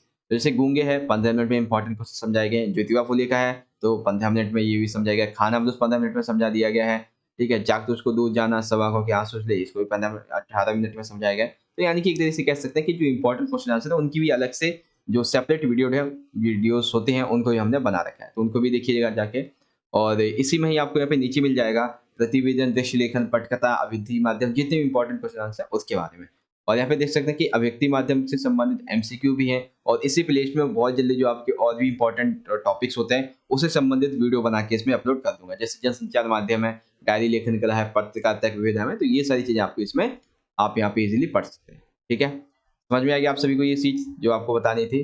तो इस तरीके से आज की जो वीडियो थी इसका हमारा मेन मोटिव था वो हमारा यहाँ पे कंप्लीट हो जाता है। एंड आई होप गाइस कि आप सभी को आज की जो वीडियो है हमारी वो अच्छे तरीके से समझ में आ गई होगी। वीडियो अच्छी लगी तो लाइक करें, शेयर करें अपने सभी दोस्तों के साथ और चैनल को अगर अभी तक आपने सब्सक्राइब नहीं किया है तो कर लीजिए, क्योंकि ऐसे इंपॉर्टेंट वीडियोस आप तक और भी आने वाले हैं। चलिए मिलेंगे आपसे अगली वीडियो में, तब तक के लिए आप पढ़ते रहें और अपना ख्याल रखें। धन्यवाद। जय हिंद, वंदे मातरम।